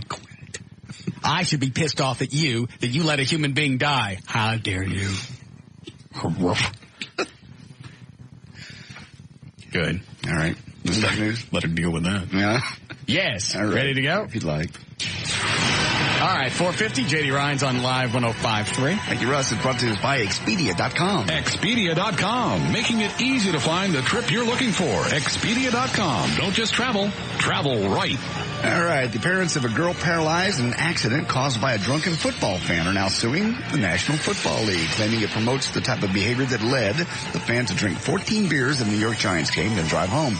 Ronald and Fazia Verney initially filed their lawsuit back in 2001, but it was refiled. You're making this up just to get me twisted. Refiled last week in the state superior court to include the NFL and its commissioner. The Verney's 2-year-old daughter, Antonia, was paralyzed from the neck down. And the accident remains, I saw this story. Remains on a ventilator. Not expected to regain the use of her arms or legs. Little cute girl in a wheelchair. Uh-huh. She was on TV with her parents, and her dad's crying on television. Mm-hmm. Did you see it? I didn't see that video, no. And she's laughing at him. Is she really? Yeah. That's funny. She's right in the middle. The mom's off to her one side, the dad's over to the other, and I guess he's talking to CNN or whomever. Uh-huh. And it's not about the money. We just want to make sure that this doesn't happen again. And when we're gone, we want to make sure he's crying his eyes out, and his daughter's looking, Daddy, you crying? And she's laughing. It's like, if you're a father, you don't cry in front of your kid. He's trying to make a point. Get sympathy. Well, what was the reason for the kid to be there? You got a point. And now you're crying, and then you're... Never saw my dad cry. I don't even think at my grandfather's funeral they cried. I don't believe I ever saw my dad cry either. Even when you guys burned him up? No, we didn't. No, he was already passed on by then. Oh, how convenient. It's his will. I'm surprised. Now that I think about it, I'm surprised these people, the family, the guy that kicked out the police windows, I'm surprised they're not suing Ford or Chevy or whomever made the car because the windows weren't good enough to keep him in. You know they'll come after or sue the police department for not being able to control him. That's going to happen. Promise you. Forget the fact that he was the one that went out into public uncontrollable. These cops can't do everything. Mm-mm. And then if you beat them to control them just to save their lives, people get pissed off about that. No window. They probably could have whacked him around and knocked him out and wouldn't have had any other problems. But then there would have been a lawsuit about that. But the fact that they were trying to maintain his safety, that probably allowed him to get away. Put them in a position like that. All right, so now these people are going to sue the NFL. The NFL. Because some fan got drunk. Mm-hmm. They were on their way home. The family was headed home from a pumpkin-picking trip in 1999 when their car and a truck driven by Daniel Lanzaro collided. His blood alcohol content was 0.26. Are they going to sue this Daniel guy? He's already in prison. He's in prison for 5 years. Oh, so there's no money to get out of him. It's like Everett said, you always go where the money is. Regardless if it's their fault or not, some of these people will just settle to get you off their back. Basically. The NFL, by the way, forbids beer sales after the third quarter, and the Giants go a step further by shutting down beer vendors at the start of the third quarter. The stadium also mandates that fans can only buy 2 beers at a time, but Arnold said this guy sidestepped that rule by giving the vendor a $10 tip, and he was allowed to buy 6 beers. All right, then you go back and hold the vendor responsible. They're suing them, too. Suing everybody. Well, why start with the NFL? But you sue the car maker. Couldn't have run around and run over anybody if he hadn't had a car. Sue the beer company. Yeah. Oh, I'm amazed somebody didn't sue a beer company. Why don't you sue the people that made the cups that he was drinking the beer out of? Because you didn't have the cups. Wouldn't have been able to drink beer. Why don't you sue Levi's? Because he was probably wearing those pants and you can't go out into public naked. Let's go after them. You got a point. Sue the government for printing money, because that's the way he paid for the beer. I mean, you could go in 800 different directions. And I know it sounds like I'm being a smartass, but this really gets to a point of be responsible for your own actions. It's not the NFL. It's not the, who's the team playing that day? Giants. Okay. Not the Giants. The New York? Not the New York Giants' fault. It's not the NFL. It's the guy that was drinking. Possibly his server.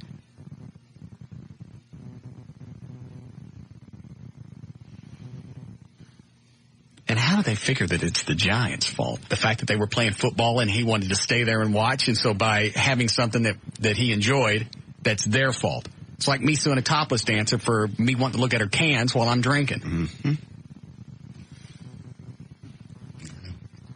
Sue the hospital for having his birth. Because that hadn't happened and he wouldn't be here. They'll settle. They'll get some cash out of it because they'll settle. Well, you know what? I feel bad because she's a cute little girl, and you feel bad that she's on a respirator and she's in a wheelchair, and it should have never happened. But it's not. Not the NFL's fault. It's not the Giants' fault. No, it's the guy who couldn't be responsible and went out and plowed into this little girl. How about if I just go back and sue Clear Channel for me drinking? I didn't start drinking heavily till I started working for Clear Channel, and it's because I had to deal with their stupid asses. How about if I had to hit somebody? Could I go back and sue them for making me depressed? No. There were days on the air over at the Eagle that I'm surprised I made it through without collapsing.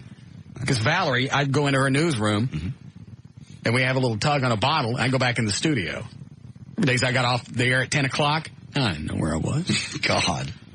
I'd go sit in my office and wait for Santana to play. I remember Tommy Lee saying... We're at a Santana concert, right? Tommy Lee said, "You're a wild man. You're drinking. You're out drinking him." Hold on. How we doing, Eddie? Yes, Victor? Hey, Russ. Yes, sir. Hey, I just want to tell you something, man. I just want to say thank you. You hit a subject that I've been preaching for years. Everybody thinks I'm crazy. People have lost their minds when they can't take responsibility for their own actions anymore. Nobody wants to. It's too easy to point at somebody else and say, hey, it's not my fault, and here's why. Thank you. I mean, I have 3 kids of my own, and, you know, my wife thinks I'm crazy when I'm saying, look, just let them make their own mistakes. Let them screw up. That's how they learn. You also want to be there to guide them through things. It's all right to have somebody learn from your mistakes, and that's part of, parenting, so they don't do something that's dangerous. But if I were a parent, the first thing I would instill in a kid is, you do something and you screw up, it's a choice that you may take responsibility for your own actions. Nobody else can take responsibility but you. Okay, there you go. A good example, Russ. You remember the situation about the kid who tried to do the stunt that he saw on Jackass? Where they were jumping off the roof into the pool? Yeah, now the mom's suing the makers of Jackass? Yes, of course, even though she raised one. Thank you. Thank you very much. And I pointed this out before. You mean to tell me that my kid could watch a 30-minute program and that's going to do all the parenting that you did for 17 years? That's ludicrous. That's absolutely absurd. And those producers should go back and sue the family for allowing that kid out in public. Actually, it's the mom's fault for allowing TV to be a babysitter for the kid. Absolutely. And she was probably on some type of dope when she had him anyway. You don't just have a kid that watches a TV show. I never jumped off a cliff and expected to turn into a little poof and then get back up the next day and wear some kind of Coyote Batman outfit. No. Get on a rocket sled and put on goggles. Mm-mm. I did that one once. No, you didn't. Look, I remember the time when, you know what, you screwed up as a kid, you paid for it, you learned your mistake, and you hopefully never did it again. Yes. Well, you sound like a wonderful parent.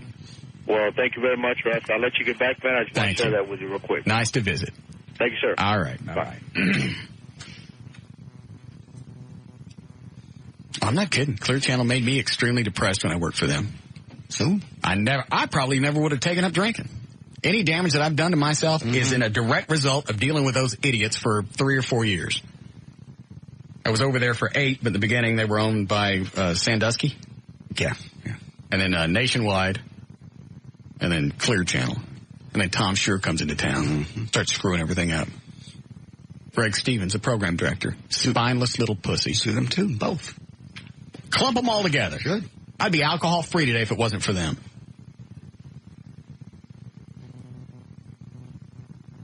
Yeah, Valerie and I would go through like a bottle a week. Damn.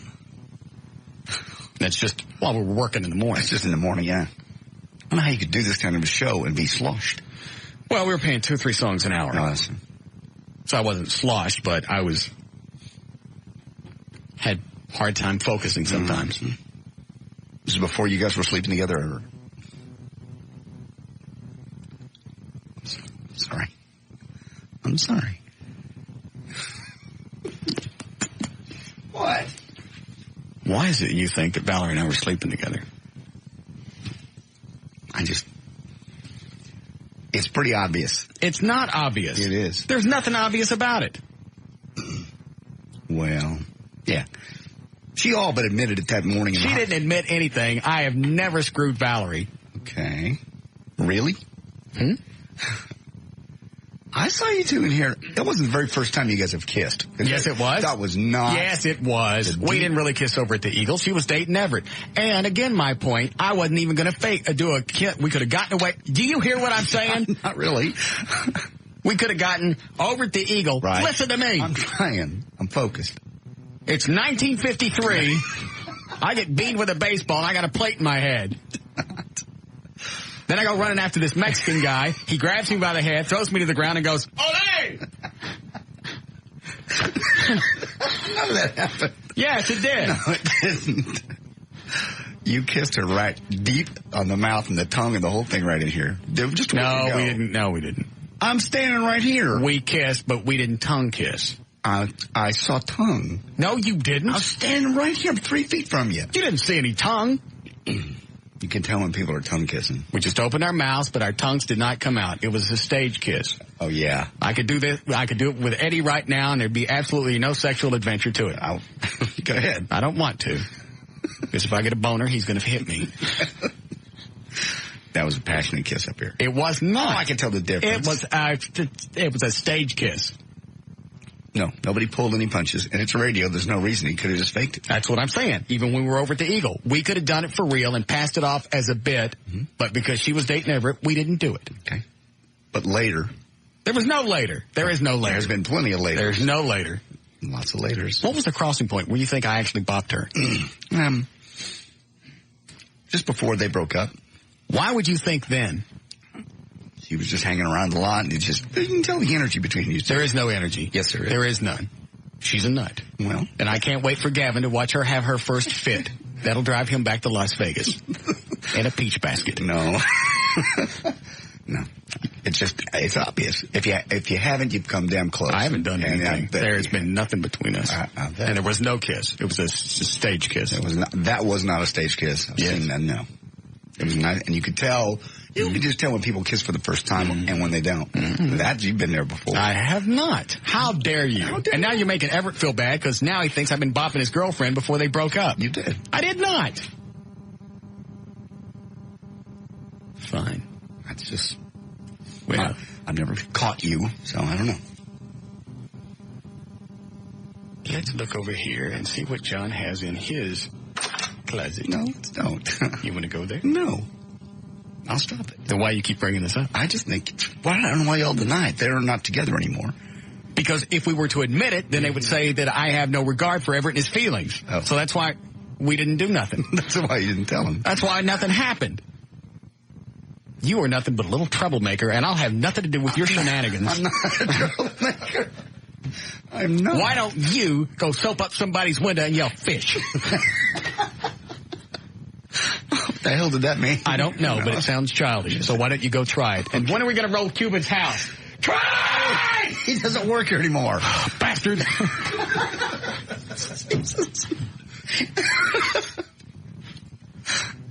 I got too many things going on at once. Yeah. Did you say, well, you needed a break? Yeah. Yes, Mike? You know, you could just dispel all this stuff if you and her just take a lie detector. She doesn't have to take one. I'll take one. No, both of y'all. I mean, if one of us is lying, both of us are lying. Well, I think you find out a little bit more if you got both of you on it. Then I'll take a lie detector. Get that chick up here for, what is it? Don'tLie.com? Yes. Can she come up this week? I have to call her to see what she's All right. Fine. Will that make you happy, Mike? Dandy. Have I started using that word? Dandy? Yeah. You've used it. Because I've noticed people around me. Yeah. I start on one word, and you guys seem to glom on it. Because obviously I can't have anything to myself. I've never used dandy. Well, he did. I know. They glom on your glom word, too.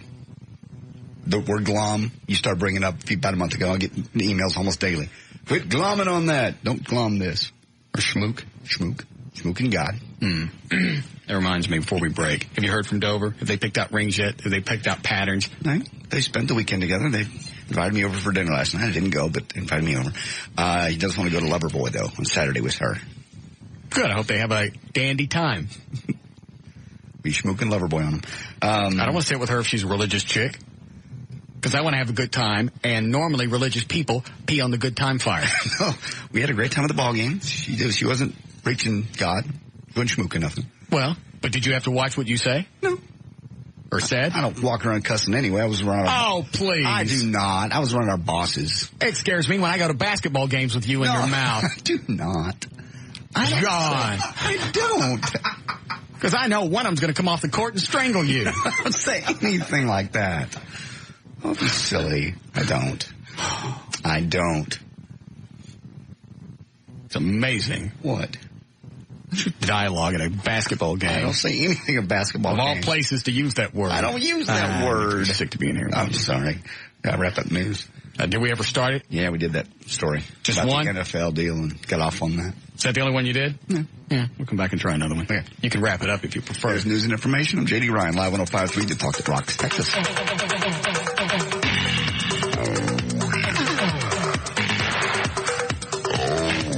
We'll be back with the Russ Martin Show.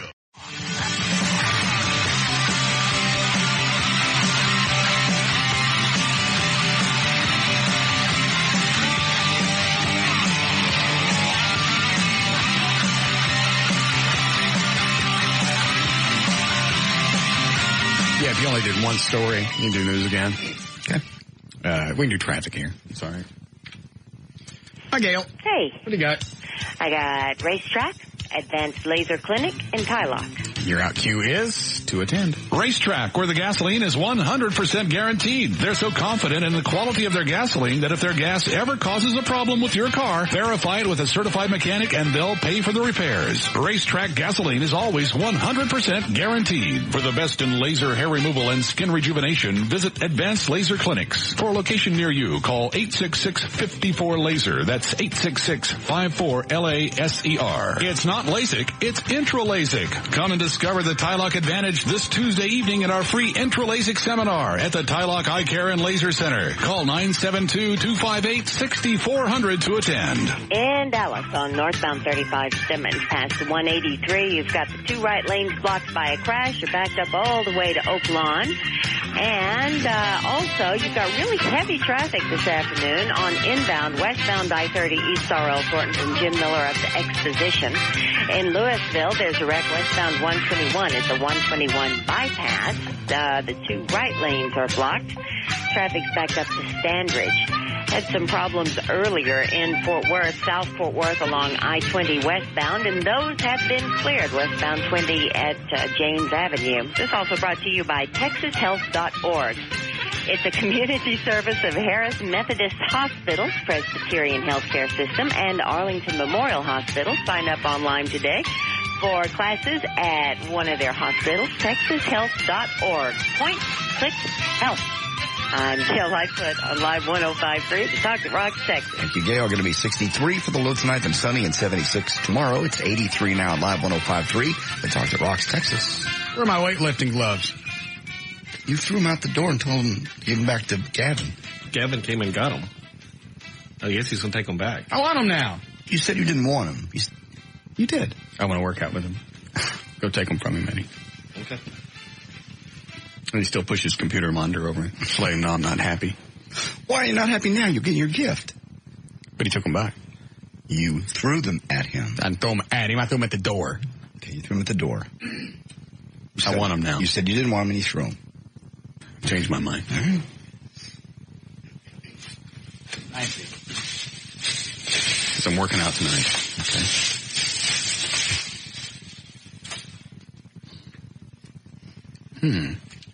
Picture of a black fella wearing these. Yes, it is. Extra large. Uh-huh. Maybe they do all have big hands. Quit. Stop it.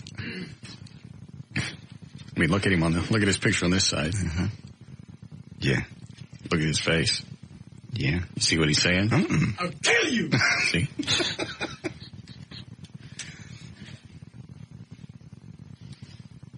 Athletic works. See if these will feel any different. Because those weights out there eat in my hands. Yeah, that's because I got pussy hands. Yeah, that's good. They're too big. I don't think so. I'm not black. No one said you were.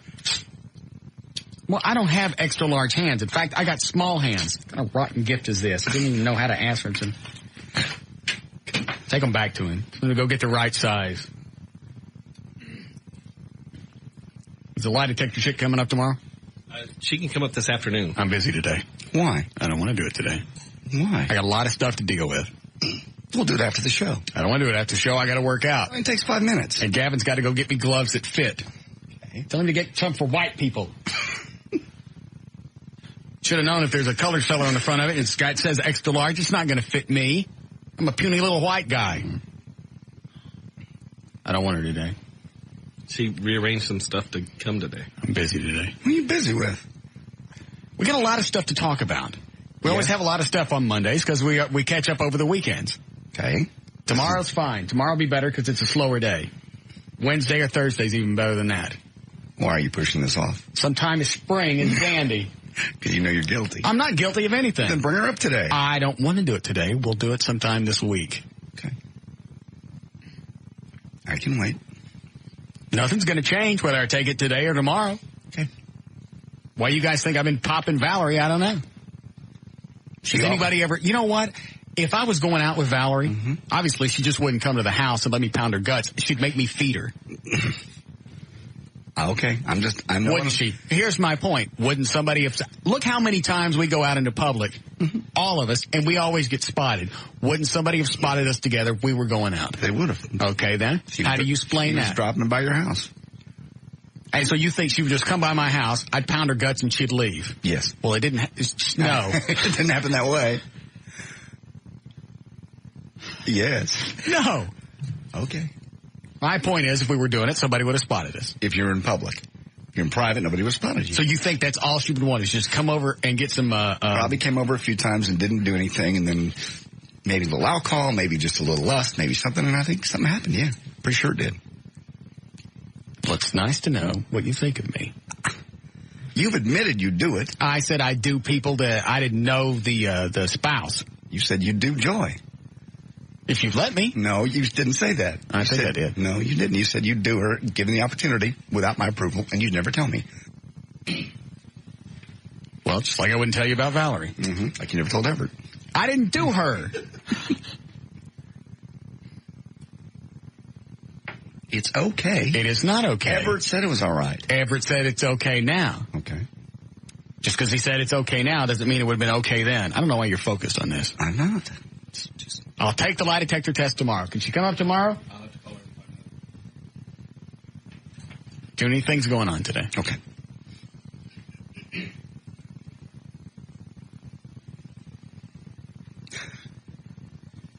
What do you want to do? We got nothing. Have her come up. I want her to come up. Why? You're going to work up your lie? I don't have to work up a lie. You can't lie to you can't work your way around a lie detector test. They ask you the same thing in too many different directions. Right. Tomorrow's fine. I want to talk to her before I take this test. Why? What are you going to talk to her about? I haven't seen her in a while. So, no setting up the questions. There'll be no questions set up. You can actually come out. Have you ever had sex with Valerie? Okay. Any sexual contact whatsoever. Her to you, you to her, or together. All right, let's define this. What are we going to consider? Are we just talking about penetration?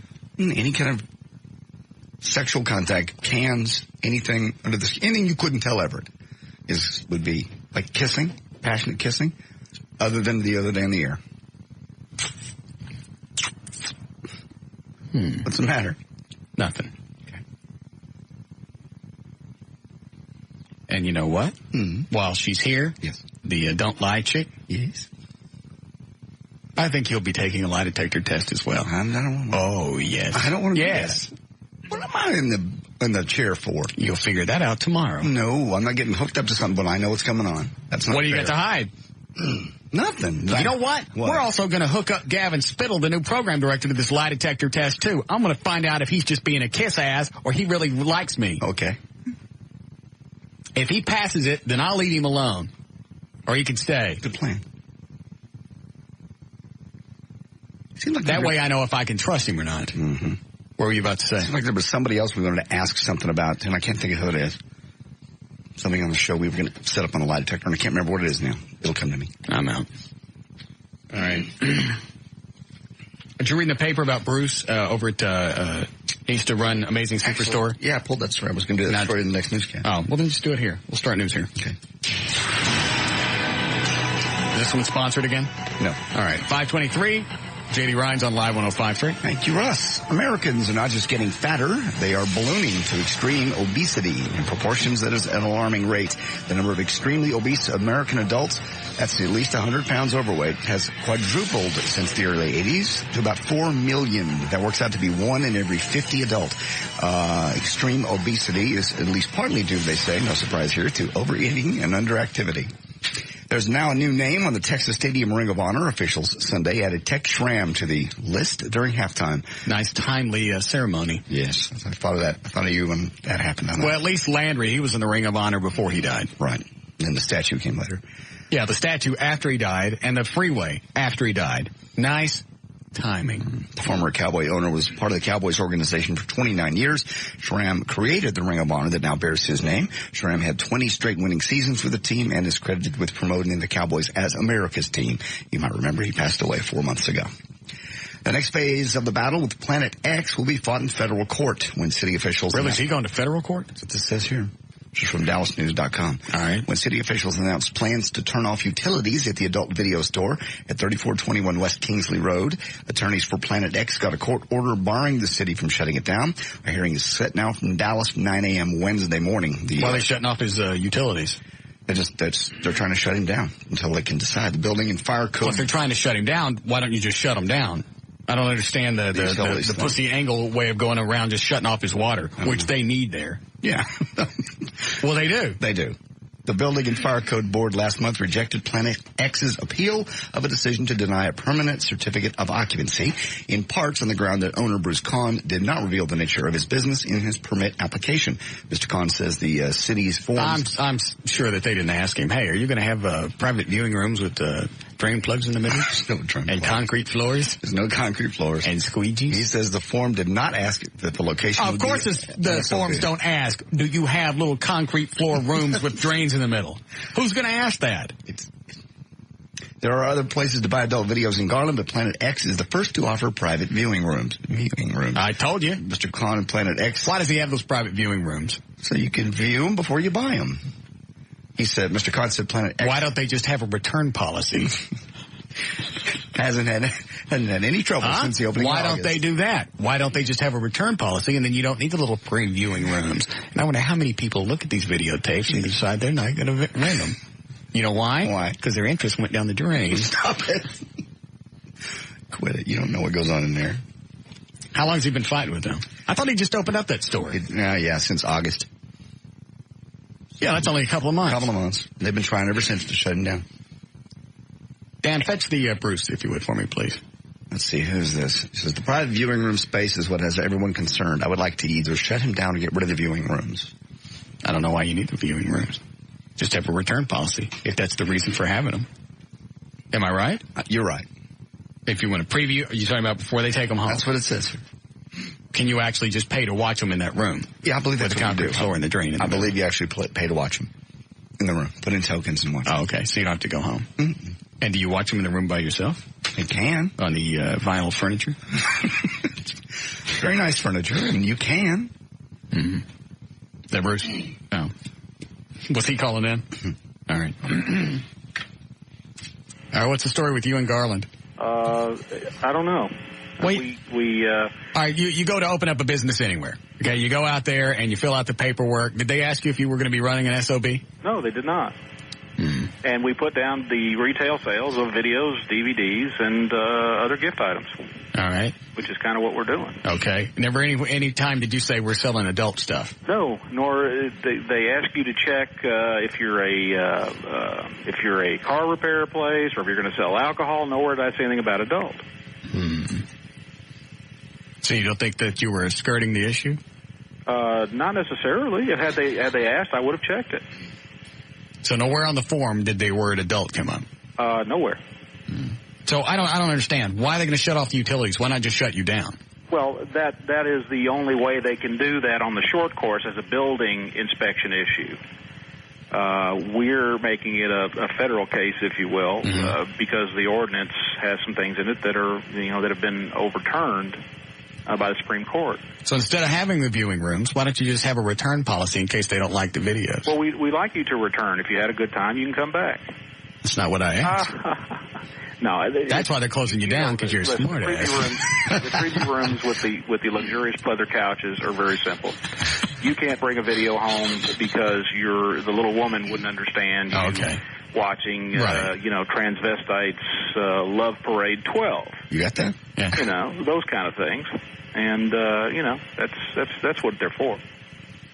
And and couples, couples come by occasionally. Do they have gun stores in Garland? You know what? They have Target Masters. So there's a gun place there. I imagine they sell guns. So it's okay to sell instruments of death, but not instruments for pleasure. Well, exactly. Does that strike anybody else as weird? I totally agree. Well, wait a minute. This gets more interesting. Garland allows businesses that sell adult tapes, the same adult product that we sell, but you also have to sell a certain amount of regular videos. Okay. So if I have the proverbial back room and you're 16 years old and you want to sneak in the back, there's 2 or 3 stores in Garland you can do that. All right, so it's a general video rental place, but then they have the back room. Correct. Where a kid could actually maybe get into. Right, and we don't allow anyone under 18 in the building. So I don't understand. I just find it funny that it's okay to sell guns and other things to kill people, but stuff where where nobody gets hurt and it's just an enjoyable experience, you can't do that. Well, we also, this is an interesting point. The woman in the article talks about how she doesn't want people leaving. I'm sorry. I didn't say anything. I'm listening. Okay. The people that this woman quoted in the article talks about how she doesn't want people leaving there and going through her neighborhood, on a child hunt, if you will. Right. Well, we all certainly don't want them going back to the Catholic Church. Well, you said that, I didn't. Basically, there are 28 pedophiles, registered pedophiles in that zip code. And they're not in our store. They live in her neighborhood. She should be spending her time and effort dealing with those people, not with people in our business. We've had no problems we've been open since August 3rd. We've had no calls for service, no police action, no unruly patrons, no nothing. No dirty parking lot, nothing. And those people exist in her neighborhood. So, hey, it's a store that sells adult. We just don't want your kid in there shopping for Bambi while you're shopping for something else, or your kid's sneaking over to the adult side. That's it. It just, my whole thing, I don't care what goes on. It's just funny that it's okay to sell guns, but you can't sell stuff like that. Sure. That in itself is absurd. I agree.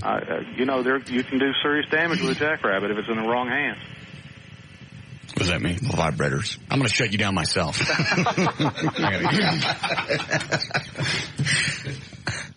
Don't let him through anymore. So now he's got to go to federal court. Yeah.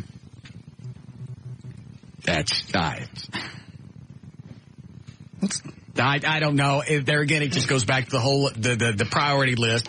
You know what? If you've got crime and everything else, and you got a handle on it, that's great. If you want to go after something that you think smutty and nobody in the neighborhood wants it there, that's fine too. But why don't you get everything else handled and then go after stuff like this that's obviously shouldn't be at the top of the priority list?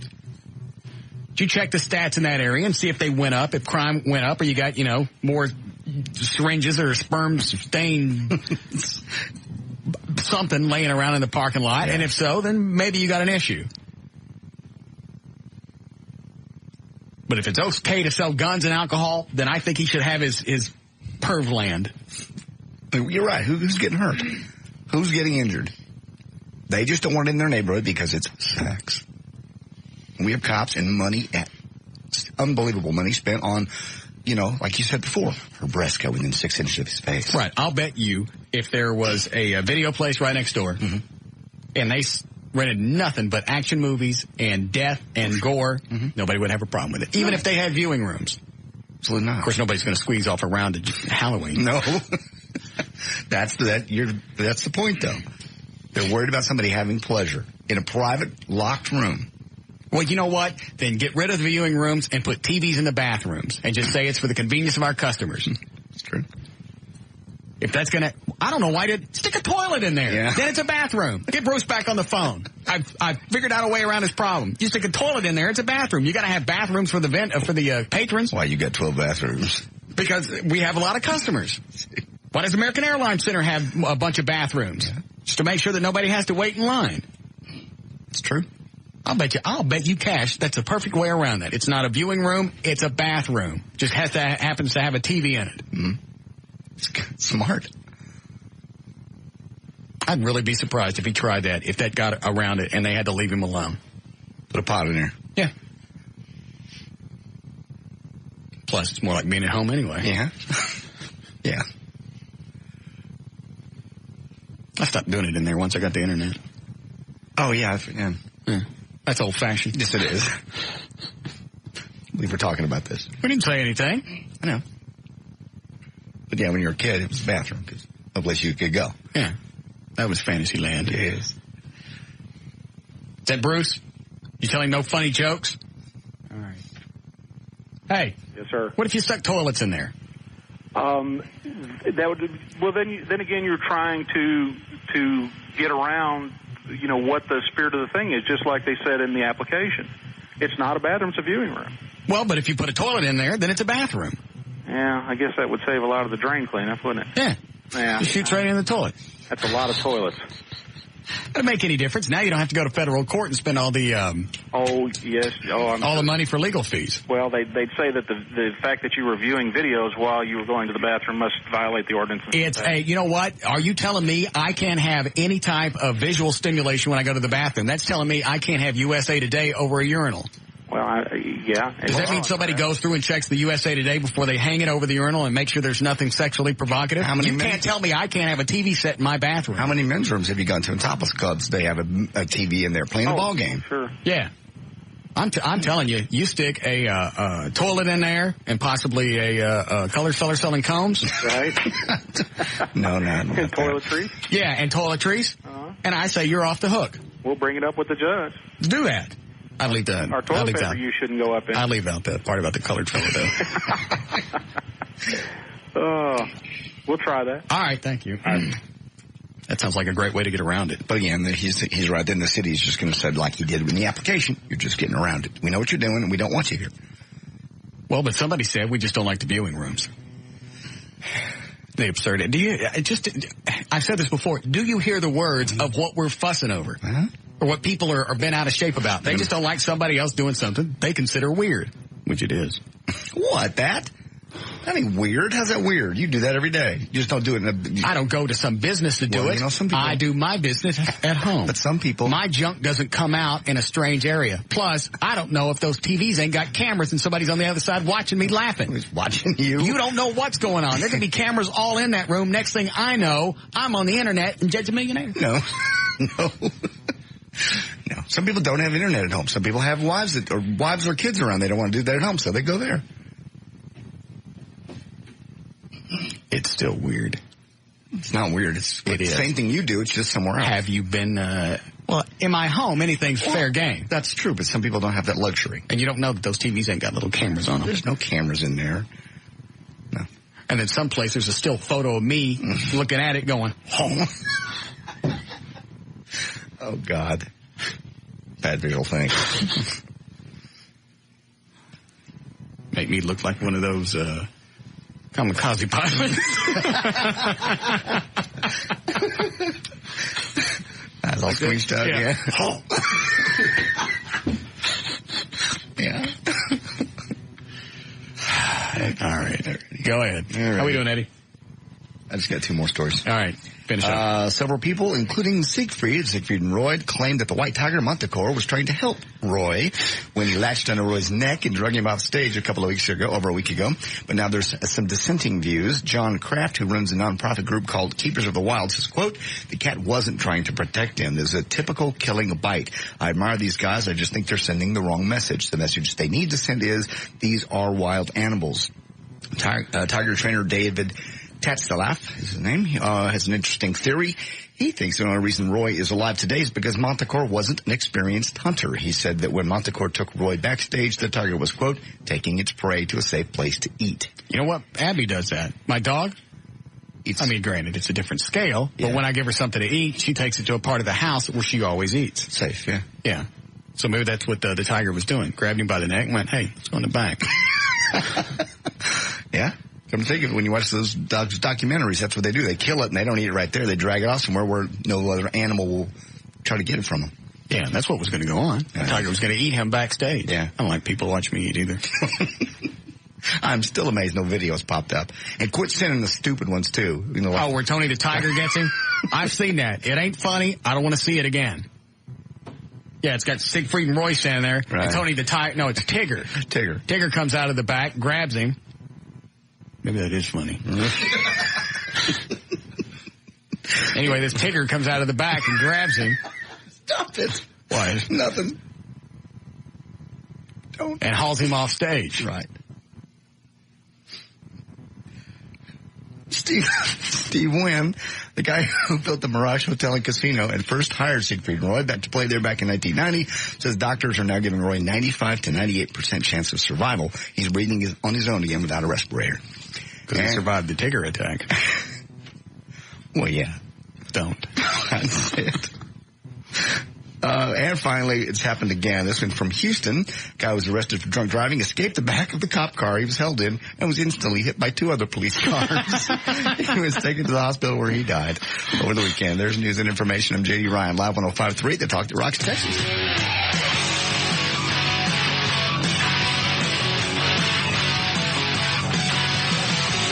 We'll be back with The Russ Martin Show.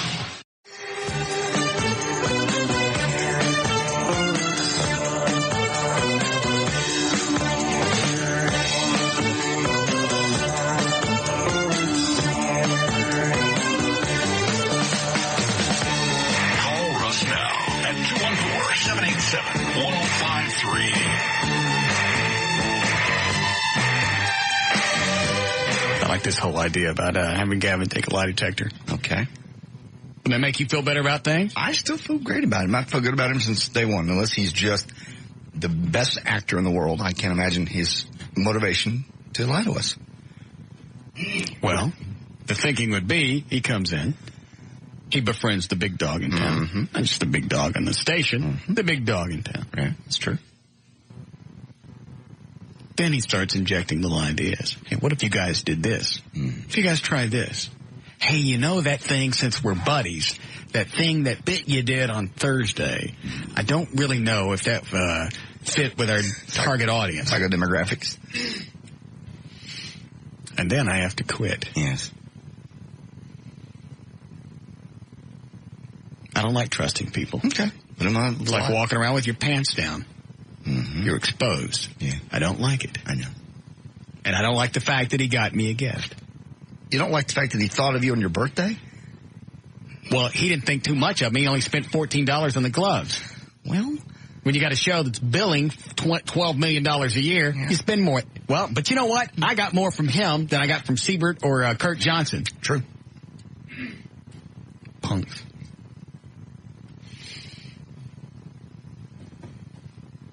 But I did get an XM radio from somebody else. Did you? Mm-hmm. Who sent it? Mm-hmm. Mm-hmm. I just thought that was very ironic. Yes. I didn't get no FM radio from Dave Siebert. No. Which would have been fitting. I see. Now I know who sent it to you. Thank you. Oh, by the way, can we stop the drug references with me? Why? Because A, I'm not a doper. B, the Corinth police came out to my deal at the Harley place on Saturday. Went, You don't mind if the dogs walk around your truck for a minute, do you? Did they really? Yeah. And did they? They only had one dog. And he was busy. Thank God. No, I don't have anything. I don't have any dope. Well, if you don't have any dope, what are you worried about? I don't know. I just thought it was funny. Well, then when we do the lie detector test, when's she coming? Wednesday. I'm working out Wednesday. It'll be another day. I am. I work out Monday, Wednesday, and Saturday. And it don't take 5 minutes. It takes a long time. So you got to set up. So you got to sync up till you get everything adjusted, and then go on. Hey, Gavin can take his Wednesday. How about we do this? Since I'm working out Wednesday, JD and Gavin can take their test. No, we all do it at the same time. That seems fair. Yes, it does. Let's all do it Thursday. No, you guys will do it on Wednesday. I want to see what you're going to ask me first. Why? What are you worried about? I don't know what you're going to ask. If you don't like the question, don't answer it. Okay. Well, that will be damning in itself. Will it? Yes. And I'm going to take the test. Okay. There'll be no reason to, because nothing's happened. I know better. Why is it you know better? She has told me. Valerie hasn't told you anything about us sleeping together because it hasn't happened. Okay, then she made it up. 3:30 in the morning, New Year's Eve night, in the hotel lobby. There was nothing to tell. Okay. There was nothing to tell. What could she possibly tell you? She told me exactly what happened. And what exactly happened?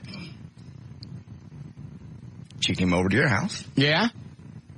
You guys kissed a little bit. Uh-huh. Then in your living room. What in my living room? In your living room. Nothing happened in the living room. Your doolally and her lily pad. Over and over. Till you blew the doolally juice on a frog. What's wrong with you? She told me. Not quite in that way. I didn't blow no doolally juice on nobody's frog, and especially not hers, because she's got a big hairy frog, and it's too hairy. And you've seen it. What? You've seen it. Yeah. She showed it to me in the studio. Showed it to your house, too. I didn't see it there. Right there by Nobody's the pond. frog came out in my house, and I'm certainly not pounding it. Okay. It's none of my business. Sorry.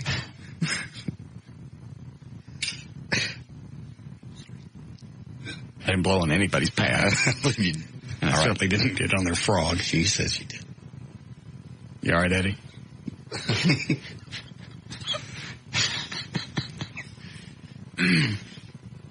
Nobody's doolally penetrated nobody's lily pad, and nobody's frog got nothing on them. We'll find out. Where was this drunken conversation at 3:30 in the morning? In the hotel lobby downstairs. She left her purse in our... What hotel at what time? It was the Oblivion Continental. What did we do? I don't know. I don't know what you're talking about. Okay. Was it New Year's Eve? New Year's Eve. All right, so at a party at 3:30 in the morning, you guys were talking, and she's drunk. She said we'd slept together. Yeah, we all got a room up by our New Year's Eve party last year. Okay. So we could all be in the same hotel and not have to drive home. Uh-huh. So about 3 o'clock, the phone rings. She's left her purse in our room. Okay. I go downstairs. Joey's already asleep. All right, so now you're hanging out with Valerie at 3:30 in the morning. In the lobby. What do you guys do? I'm not doing anything. We don't know that you stayed in the lobby. Yes, you did. And both of you have been drinking. Yeah. Okay. Don't you even start on this. And then where did you go? We were stood there in the How lobby. very strange. Weren't Everett and Valerie still kind of together at that point? I don't And think- you're hanging out with her at 3:30 in the morning Obviously they in a weren't. hotel? Were you or were you not with Valerie at 3:30 in the morning in a hotel? Lobby. Were you or were you not with Valerie at 3:30 in the morning in a hotel drunk? Yes. Thank you. No more questions. The defense rests. No, it doesn't. I think you got more to hide than I did. I didn't do anything. Somebody did. I was there with Joy. Even more so. I know how you freaks are. No. You do a three-way with Valerie? No. Really? No. Never done anything with Valerie. Would you? If I wasn't dating Joy, sure. Why don't you ask her if she'd like to do a three-way with Valerie? I don't think so. Why not? It's just, you don't do that with friends. Doesn't excite you? It's dangerous. Why is it dangerous? Just because anytime you do that... Well, anything with Valerie's dangerous. Yeah, that's true. Because you never know what's going to come out of that clam. Nothing's in that clam. You have no idea. I know, but you do. It's not, I don't know what's in there. You know what's in there. I've never been in there. Mm-hmm. I'd be afraid to. As nutty as she is. Nothing in there. You don't know. That thing gets split open. It looks like something out of Alien. No. Nothing's in her clam. But you. Maybe nothing there. Mm-hmm. Still laughing at the frog? Yes, David. Russ, didn't you see the squirrel on the tollway when y'all ran naked? No. She wore Well, did you reach over in the limo and grab a hold of something? she was in a separate limo. Oh, okay. Now what? All right. Thank you. She cheated to begin with. She put bumper stickers over her snatch and over her cans. Yeah. The thing was, we had to both run naked on the tollway. So that's why we had 3 limos. She's in one, I'm in the other, and the third one's blocking traffic. Perfect. I get out of the car, I'm naked. You're covered up, though, with your hands. I'm right. still naked. There's no bumper stickers.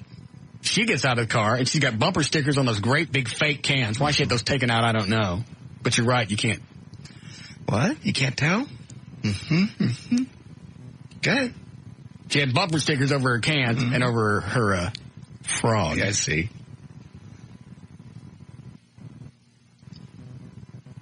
And you guys ran naked. But not next to each other. That's okay. The sexual tension was there. Just because there's sexual tension doesn't mean I screwed her. I do have restraint. No, you don't. Yes, I do. No, you don't. If she yes, came over I to do. your house, in your living room, and one thing led to another. It's okay. And you don't think that I could sit there and say no? No. No. In your house, you're not going to get caught? No. Well, I'm sorry. You admitted it. I admit nothing. You admitted you'd do my girlfriend. Just chit-chat on the air. It's not either. Farting. Yes, it is. I got no time to mess with you. I got phone calls to take. Okay. All right, so lie detector test Wednesday? Yes. You and Gavin. I don't understand why we have to go first. Well, I understand that you don't get it. Well, why is it? You don't have to understand it. Because you're not going to do it. I am going to do it. You and Gavin get it out of the way, especially Gavin. I want him to go first. I want to know if I can trust him. Okay. Write up the questions. What are you going to ask me? Stuff. I don't want to know. What? Stuff. Okay. Just take the test and be happy. You don't want to answer the question? I certainly respect your right to decline. Okay. Yes, Jennifer. Jennifer. Oh, that's the wrong line. Justin. Yeah. Russ, big fan. I think it's obvious. Everybody knows that you and Valerie have done it. No time to talk. Hi, Jennifer. Hello. Yes. I have the biggest crush on you, Russ. How old are you? I'm 19. Yes, come on up. Not too much damage you could have done in 19 years. Are you fat? No, I'm not fat. Is there another woman attached to the other side of your head? No. Then you can come up. You going to school? No, I work. What do you do? I work at a bank. I'm a teller. Are you fat? No, I'm not fat. Why would you have a crush on a 43-year-old guy? Because you're funny, and I saw pictures of you, and you're pretty cute. Where are you right now? I'm driving home. Where's that? About 26 miles north of Denton. Oh. 26 miles north of Denton? Yes. Where do you live? I live in a little town called Collinsville. It's right by Pilot Point. Where do you work? At a bank in Louisville. Oh, okay. Well, why did you come down to the station one day after work? Really? Yeah, just come down 35 all the way to 183. Are you, is this a hose job? No. If you're cute, you can come in the studio. Okay. There's a cute little 19-year-old at one of the restaurants that I frequent. Yes. That's it. Gone out with her? Got a number? Nah. Name? I'd like to. But you know what? You take them out. What are you going to do? After you pound them, there's nothing else to do with them. What, sweetie? There's much to do. Okay. I can show you my frog. Love to see it. Can't wait to meet you, you little slut. Let me point out one more time. If you're going to come up and you want to make some type of impression, don't immediately show me all your goods. Make me wait a little while. When they do that, you say you don't want to do that anymore. This one you're dating held out and you're mad at her. I'm not mad at her because she won't give me the sex. I'm mad at her because she got naked in my bed and wouldn't give me the sex and wouldn't even touch it. So now I'm in my own house, a 43-year-old guy, and I got to do myself because she won't touch it. That's pretty. And I even moved her hand down there a few times. No, I don't want to do that. Why are you naked in here wearing a G-string and a T-shirt, no bra underneath? Yeah. You wait till you go to sleep. You gonna? I did. Did you? Mm-hmm. On her? Mm-hmm. She didn't wake up? Not right then. Oh. Well, I don't do like you do. I don't pry their mouth open. I did that once. I don't care when it was. They wake up with a little rust stew in their belly button. Rust stew? Yeah. How are we doing, Eddie? What are we playing today? What did I tell you? Could the answer be C? Pyramid? Pyramid. We haven't done that in a while. Are they good? I think they're okay. I'll look at them during the break. Go ahead, Aaron. Hey, Russ, I was kind of looking for an outside opinion. I got a buddy of mine that tells me I need to kind of dress to impress women. No. I mean, I don't know about you. I kind of just wear, like, T-shirts, jeans, don't really dress up that much. I haven't changed what I've worn since I got out of high school. 25 years. So you don't think kind of dress in the trendy way? It depends on what kind of chick that you want to get. If you're trying to hit the, what's that place? Is it Sopango? Yeah. If you want to hit that crowd, then obviously you got to dress a certain way. I pretty much wear jeans anywhere I go. I might throw in a sports jacket just to kind of balance out a little bit, but for the most part, any expensive shirt I've got, somebody either bought for me or I got free. So dressing up kind of just gets me, high maintenance chicks? Yeah. Yeah, because if you do it once and you want to hang on to the chick, then it's got to become a pattern, then it's a pain in the ass, and it's not really you, and now you're being somebody, that you're not, and sooner or later it's going to come out and the relationship's going to go belly up anyway, so why suffer through it? Just nip it in the bud and dress like a stink. That's what I do. That way the chicks, at least the chicks that are around me, already know this is not somebody that's going to dress up and wear the silk shirts and the slacks and all the other stuff just to show off. Like me or don't. All right, well. Now, if you're going out in the business world, then that's a different story. No, I mean, I don't have to dress up for work. I can just wear T-shirt, jeans. I'd quit if I had to dress up every day. Yeah, I was thinking about that the other day when I'm passing the sales guys. They're in stupid suits every single day. That would drive me nuts. They tried that at the Eagle for a while. I remember that. Joel Folger, that burnout bonehead. Man. Why you're in radio. Why would you have to wear a suit and a tie? Well, you didn't have to wear a suit, but he wanted you to wear slacks and a shirt and a tie every day. When they moved over from Arlington over by the liquor stores, when they moved into that what was then the Xerox Center, right? That's when they decided that. Right in the middle of Las Colinas. You couldn't put anything up on the walls. It wasn't going to look like a radio station. This is a business office. No, it's not. It's a radio station. Thanks, Aaron. Yeah, he wanted to dress it up, and that's when the ratings started to tank. He didn't know what he was doing. Mm.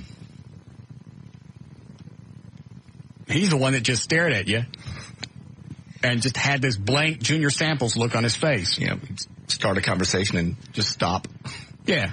And you could hear it in his head. You could hear the SpongeBob SquarePants playing in his head. There's nothing going on up there. No. Bless his heart. Nice guy, but weird to talk to. Every single time he'd call on the hotline. Hey, Folger. It's Folger. Yeah, I know it. What's going on? I need to ask you something. And you're right. He'd always call like the end of the song. Joel, I got 20 seconds. I got a back sell in excess. Can you get to the point? Yeah, there'd always be something about his office. And the running joke was, are you lost again? Yeah. So you're sitting in it. Oh. All right, then. I got to go. Later. Don't dress up. You get ugly chicks. Oh, that's retarded. All right, then. Austin. Yo, hey, Russ, man, if you dress up, you get those high-maintenance chicks or whatever, you don't want to put up their attitude, but if you dress down, you're going to get those low-maintenance chicks. No. If all you got going...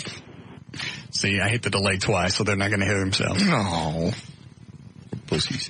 He said something cute, and he goes, you can hear him turn, hang the phone up, and he turns up the radio just to hear what he said. Sorry, you can't beat the delay. Just like fat chicks. Hey, there's Bruce on the news. Retail business. Nowhere on the application is it asked if you're an adult business or if you sell adult material. Now the owner of the Garland Grill is circulating a petition. What's he doing on Channel 5? Talking about that Planet X. 11 signatures so far. Now that federal hearing is in Dallas on Wednesday, and the owner of Planet X says that if it doesn't go in his favor, he will attempt more legal action. Reporting live, I'm Christy Nelson, NBC5, Garland. Okay, thanks, Christy. An audit of how the city of Irving... I just looked up and I saw Bruce on Channel 5. Yeah. I didn't know they did an interview. It's going to be interesting. Actually, what's going to end up happening is if he ends up being in business, look at all the free publicity he got out of this deal. Yeah, if he stays in business. Look at all, you can't buy that kind of TV.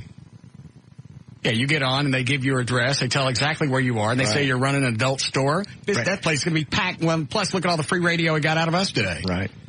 And now you know, Ann, you can go in. You got the little individual rooms with the drains and the plugs and the, what do you call it? Pleather? Pleather seats. Yeah.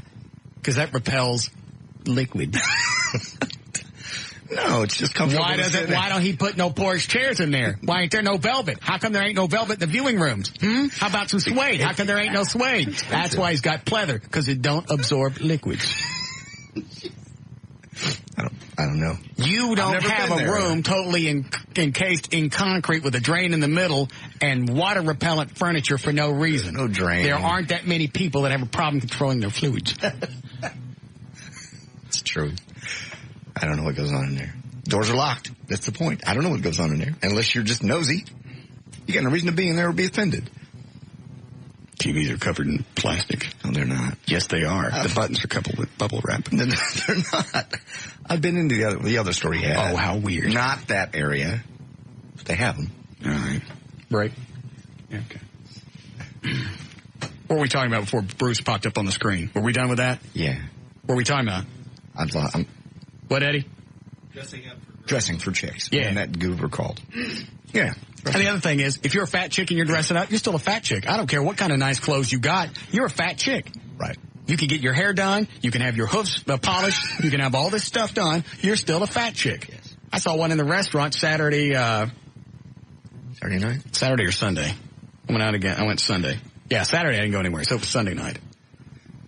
Big fat chick or big fat husband sitting in the corner, and he's spooning it in his face.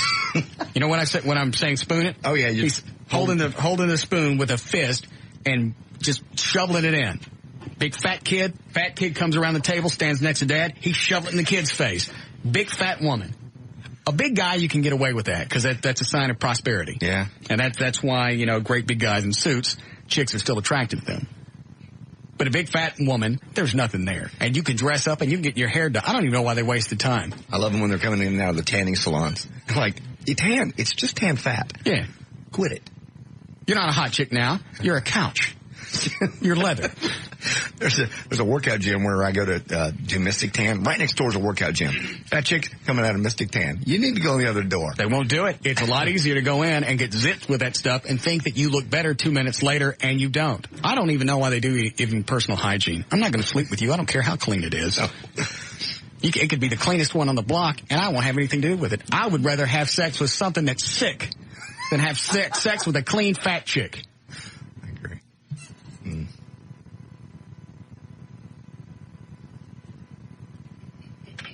You did say yeah, Brett? All right. One moment, please. Yeah, Brett? Hey, Russ. You think maybe having a bunch of money and being a big-time famous radio jock helps you be able to dress down to get the hot chicks? I've never dressed up, Brett. That's what I'm saying. I mean, don't you think it's easier since... Well, I'm saying guys in general that have money. I haven't always had... Didn't I just say I always haven't had money? Yeah. I always haven't had money. Well, I guess that's a good point. I just was thinking maybe... You know what? You're too superficial. What? You're too superficial. It's not always what you look like on the outside. A lot of times, there's some quality on the inside. You pull your head out of your ass. Shut up. You did not just say that. What? It's what's on the inside? Yeah. Of a fat chick? No.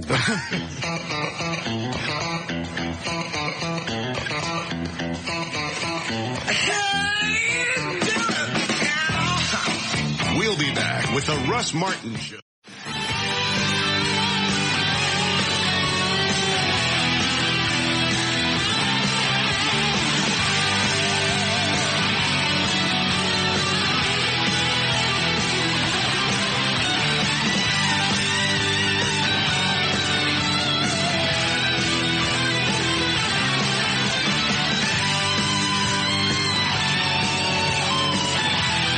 You guys actually let him in the office? Yeah. He's a nice guy. The puffy coat bandit. Yes. He's a very nice guy. Why was he up here? Dropping off a resume. He has to look for work, and he just wanted to know if anybody in the building needed, phone screeners. Did I ask him to, He said you did. I don't remember that. To ask him to leave a resume? He said you did. I must have done it on the air. Yeah, maybe. Oh, is this it? Objective, to seek a position as a customer service representative with a customer-focused company that will allow professional growth, learning, and the use of past and presently acquired skills. Why is that funny coming from a bank robber? I don't know. I know. Skills. Computer. Microsoft Word. Windows 95. Oh, yeah, because he's been locked up for 5 years. Yeah, exactly. Commodore 64. I was going to say, why would he list Windows 95? And I forgot. He ain't been around Windows 98 or XP. Microsoft Excel, Internet, keyboarding, 55 words per minute, electronic cash register. Oh, God. Just experience with that. Language skills. Read and speak English, Russian, and Spanish, and can write notes in English and Spanish in case the teller is bilingual.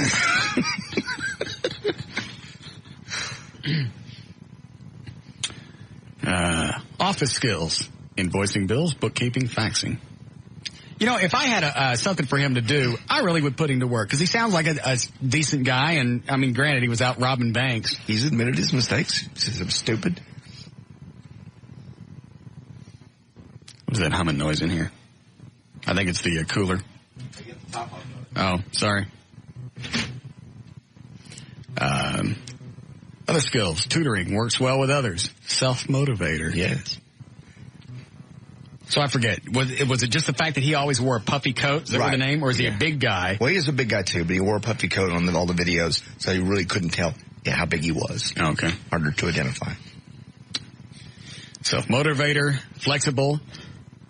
Problem solver. Mm-hmm. Handle difficult customers. Team player. Good communicator. Yes. Good listener, etc. This says where he went to school. Work history.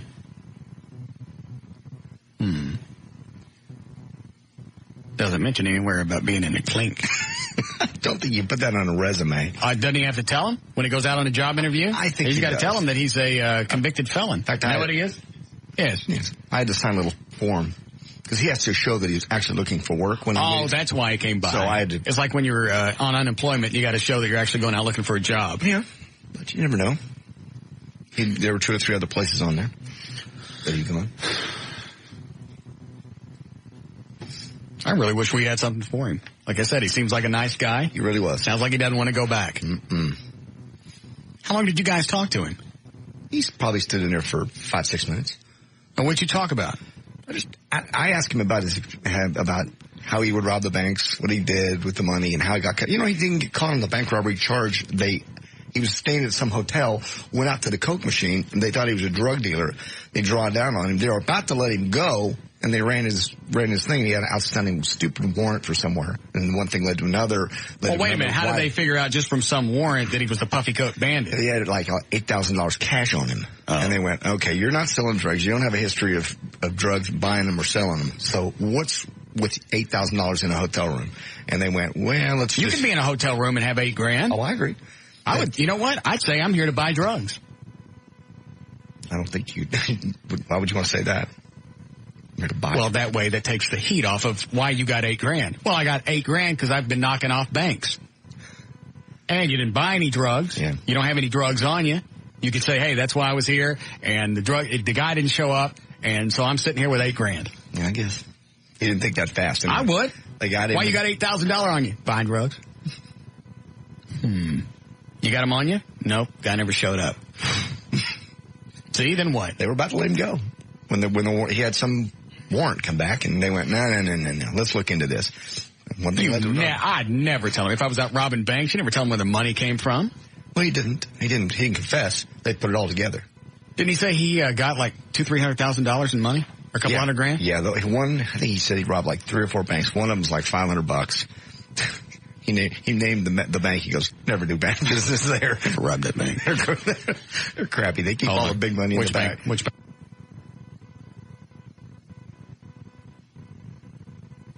Well, there's a chain. I got to know which one. He said that the reason that's a crappy bank is because they keep all the money in the back. You got to go all the way to the back and get it. Oh. He made the most money when he saw an armored car make a drop off. So the money was like 2 big bags were like right there. And he never had a gun. He just walked in with a note. Just a note. And did the note say I got a gun or a bomb or something? I don't know what it's. Didn't ask him that, but that was like 100. That haul alone was about 160,000. And he only had 8,000 on him? The rest of it's somewhere else. Where is it? Where he spent it? I don't know.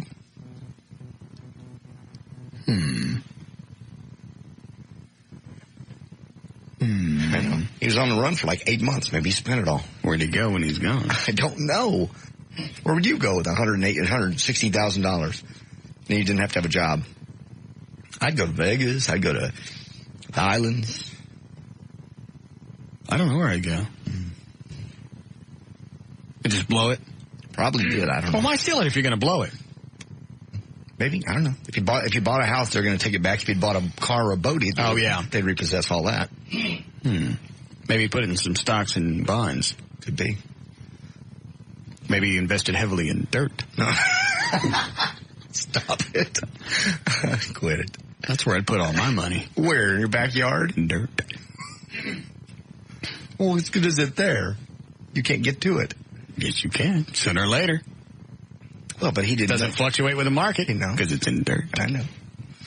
Yeah, what if it would be no reason to hide it? He thought he'd gotten away. 8 months later. No, if I had 100,000 or whatever floating around, I'd invest heavily in dirt. Sod's where it's at, man. I didn't know that. Doesn't fluctuate with the market. You don't have to worry about losing any cash. True. Your money's safe inside.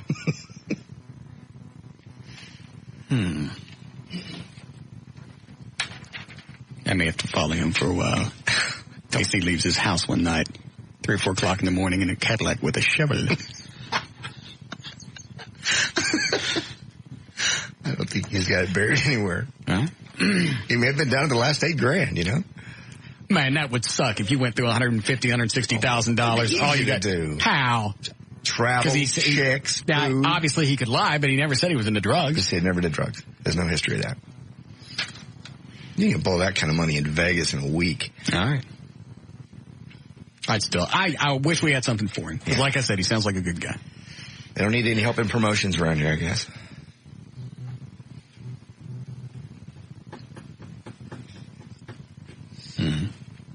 All right. I don't see anything else on his resume. That's a pretty good resume. It's 1 page. It's short. Doesn't give me too much. Kind of leaves me wanting to know what else. Good. He really should put the bank robbery stuff on here. No. It makes for interesting reading. Yes, it does. I'm the infamous puffy coat bandit. But if you didn't know him, would you want to hire him for your business and give him keys to your front door? Thank you. All right. Hang on to that, Eddie, in case anybody wants it. I don't mind sending it around. Don't mind helping somebody that's trying to straighten themselves out, as long as it don't cost me nothing. There you go. God, my nose is driving me nuts. I'm sorry I'm sniffling. Toot? No, not toot. You bump up to the toot now? No. You get tired of the vapor, smoking dope with a vaporizer? Don't smoke dope. But I don't know how people do cocaine. I really don't. If my nose was itchy and drippy like this all the time, it would drive me nuts. I couldn't do it. Is it always like that on coke? I think it is. I don't know. That's what you always hear. People are always going, touching their nose and scratching and stuff that are on cocaine. I thought that was immediately after they did the coke. I don't know. No idea. All I know is since I got in this building today, my nose has just driving me crazy. I'm sorry. You should get that Dr. Venegas back on the air. Whatever he gave me 2 or 3 weeks ago, I haven't had a problem with my sinuses since. Really? He gave me antibiotics and something else. No shots, no injections, nothing. And I've been clean since. We'll get him back in here. I'll call him. I tell you what he's prescribed, but I forgot. All right, what are we playing? Pyramid. Let me see it.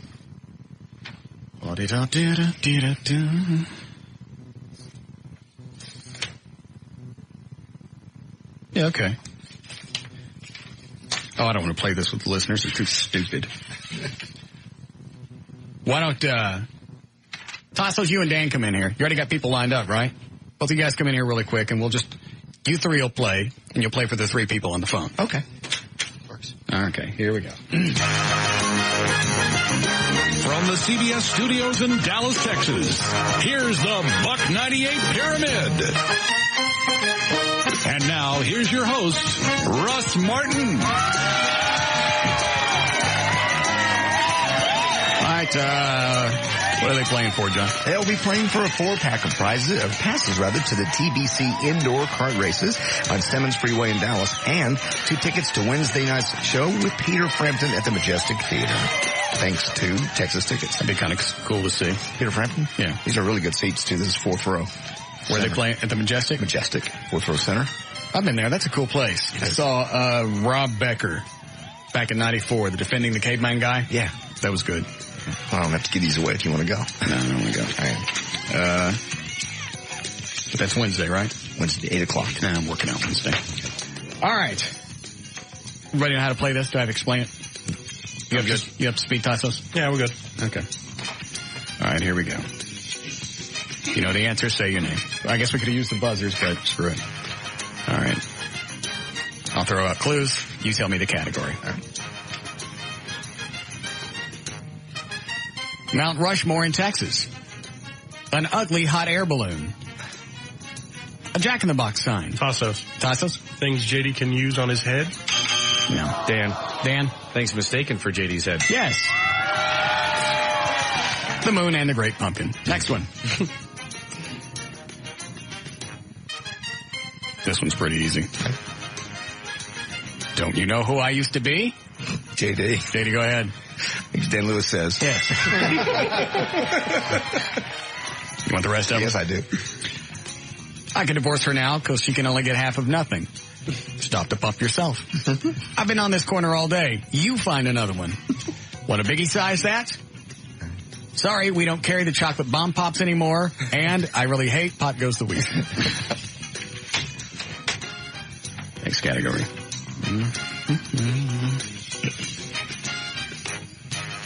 I don't care what you said. I'm going anyway.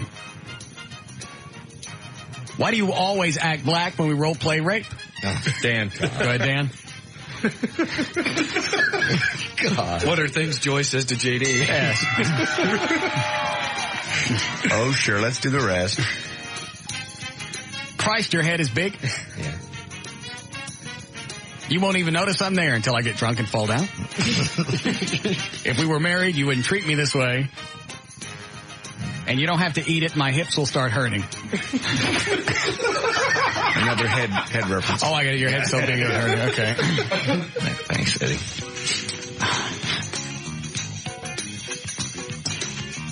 Next category. Oh, all right. I get this one.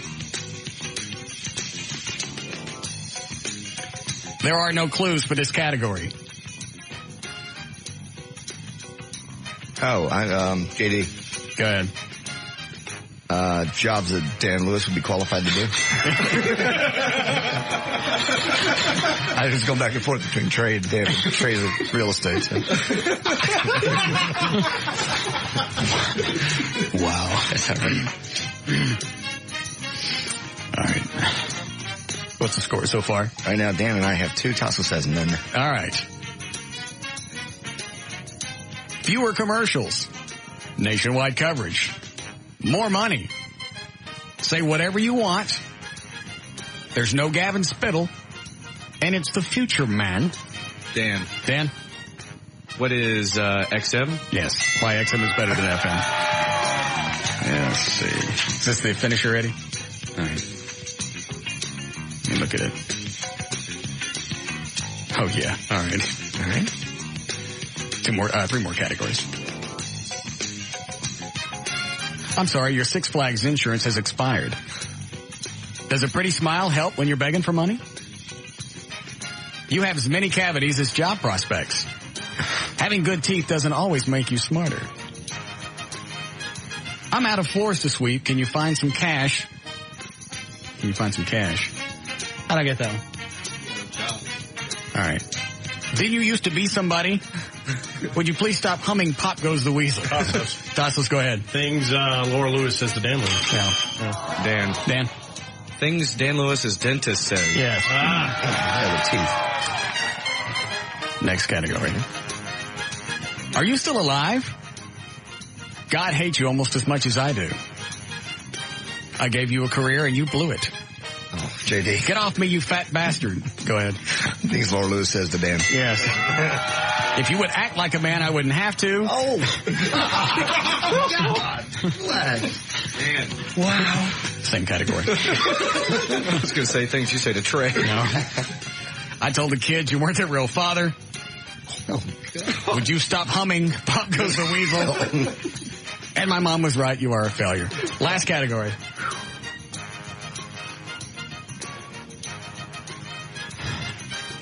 You hurt my feelings. I'll come back if you don't make fun of me. I'm not putting a rocket in my butt. Dan. Lack of pigment runs in my family. And you swallowed for Dad.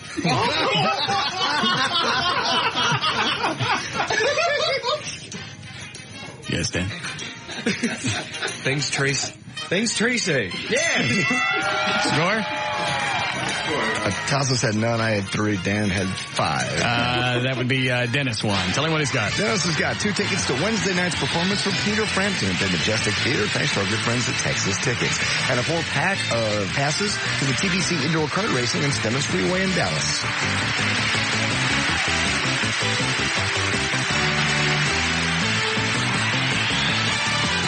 We'll be back with the Russ Martin Show.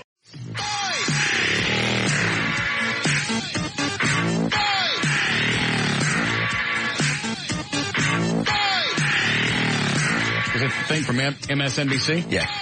But it's like... That was like 3 or 4 pages. It's more than that. It's more like 15. Let me see it. It's the whole Rush Limbaugh crap? Yes. I think you're right. It is about 15 pages. Mm-hmm. Well, you printed it this size of a Big Chief tablet. It's easier for me to read. Rush Limbaugh has always had far more followers and friends. In the end, he was betrayed by his own housekeeper. Limbaugh's exposure as a pain pill addict began when McCline, blah, blah, blah. She gave emails and ledgers to the cops showing that Limbaugh had purchased more than 30,000. When you've got a $30 million estate, yeah. Why would you want to risk everything by buying painkillers from your housekeeper? Because you know sooner or later you're going to have to let her go. Yeah. And she's going to rat you out. Never do anything like that with somebody that works for you, because that's a guaranteed job forever. Because if you ever pop her, she goes, well, I'm going to tell people you've been buying illegal drugs. Mm-hmm. Now what? Well, now, my question is, doesn't this indict her? Because she had them she sold them to him for about... I'll bet you she went and said, hey, you know what? I'll tell you guys whatever you want if you don't come get me. I guess. I don't know if that's the story, but that seems like to me that would be the way out of it. I guess she just admitted that she took money for drugs, so she's a peddler. Do you know anything about the city? A little bit. I mean, do you know how she got out of it? I believe she copped a plea. In fact, I don't even think it was warranted. I don't think she was arrested for anything else. I believe she just at one point decided whether he and her had a falling out or whatever. They never said. It was just, she just went to the police and went, I want to say to a Democratic senator of a state or something. Okay, she just went through the different people and finally said, I'll tell you whatever if you'll guarantee me immunity. She gave emails, ledgers, blah, blah, blah, $30 million Florida estate, and you're buying drugs from your housekeeper. Yep. Giving her a cigar box full of cash.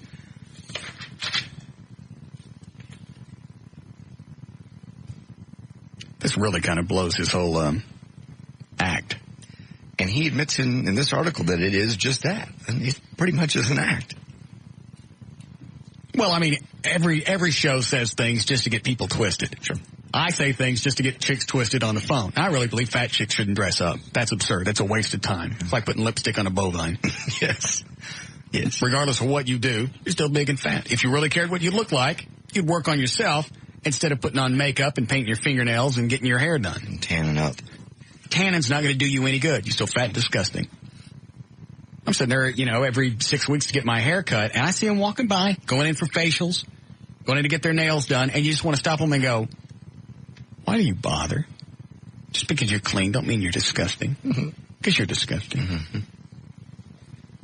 Cottage cheese is cottage cheese, regardless of the color. I've never seen one cow that I wanted to have sex with. The white cows or the brown cows, neither one is sexually appealing to me. I don't care what you put them in. I don't care if you put some kind of crotchless underwear on them and their teats are hanging out. I want to have nothing to do with it. Okay. I always like following them in the grocery store and seeing what they buy. It's funny. Oh, just to look in their bag? Oh, yeah. It's always ice cream and cookies and stuff that's just full of fat and full of sugar. And you think, do you not see the relationship between the chick over there that's in shape and she's buying fat-free stuff and what you're Well, that's the thing is for the most part, you could probably still be fat, but not as fat if you got fat-free ice cream or I could go off on a tear and just say, give you the whole breakdown of how easy it is. And you're not going to lose a bunch of weight at once. It may take you a couple of years, but at least that's 2 years that you're not gaining weight. If you don't like fat-free ice cream, take real ice cream and cut it with fat-free ice cream until you get used and, just like you do with a dog. In fact, that's exactly what it is. When you swap foods on dogs, right. You do, a little bit of 20-80. Right.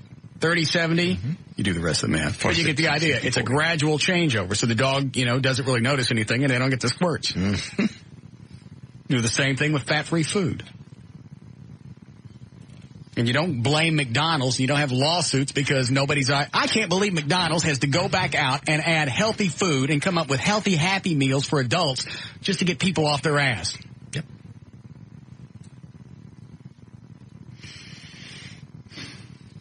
Anyway, so my point is, everybody says something to cop an attitude or to get people twisted on the air because that makes me ref. Mm-hmm. But I ain't out buying illegal drugs. I know too many doctors. There you go. Well, what? I was going to say, you'd think you could get them legally. Well, yeah, it seems like he'd be able to go to a doctor and go, look, I'm still in pain. I don't want to have this surgery. There's something that we could do. There's got to be something we could do legally to help me through this pain. People do that all the time. Yeah.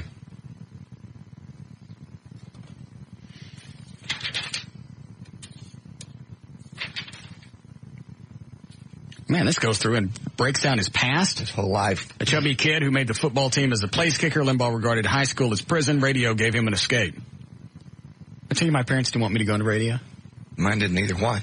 Why didn't yours? I don't know. They wanted me to go to a vocational school for computers. Did you ever break it to them, or did you just not tell them?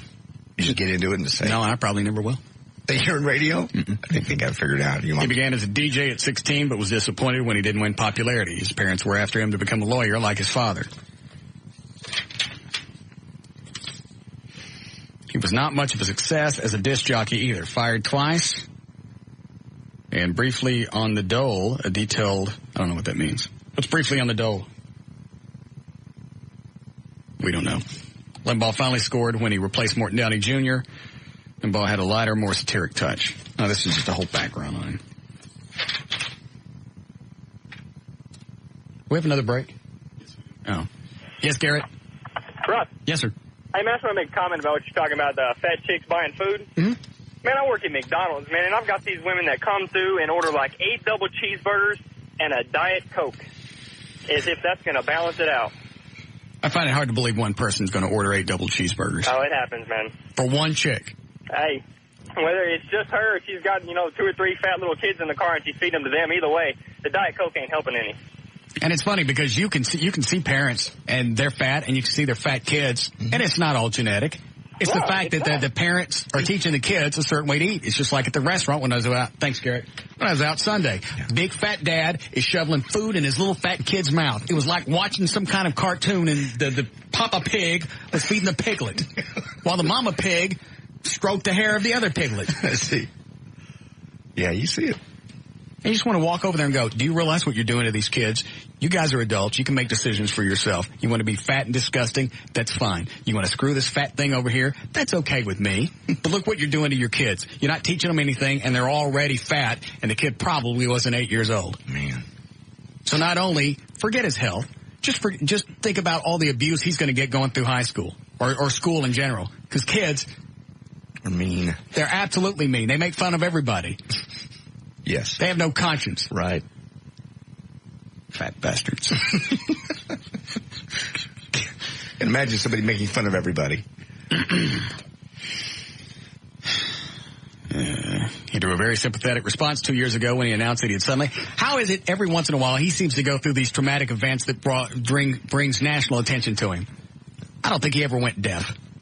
Well, they say actually some of those drugs that he was taking can cause that now.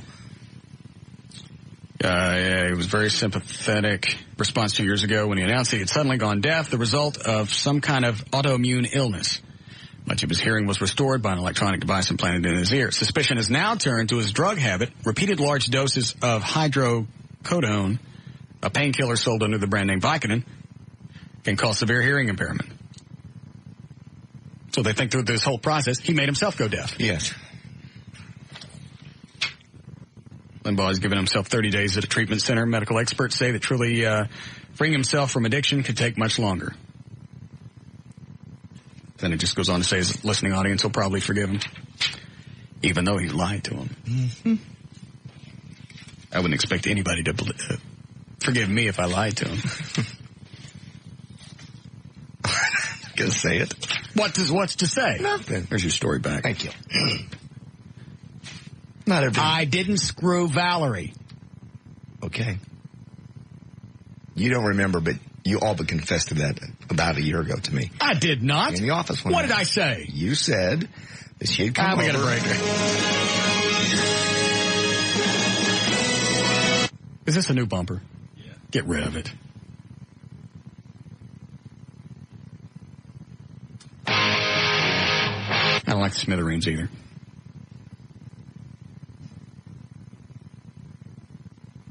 That one's fine.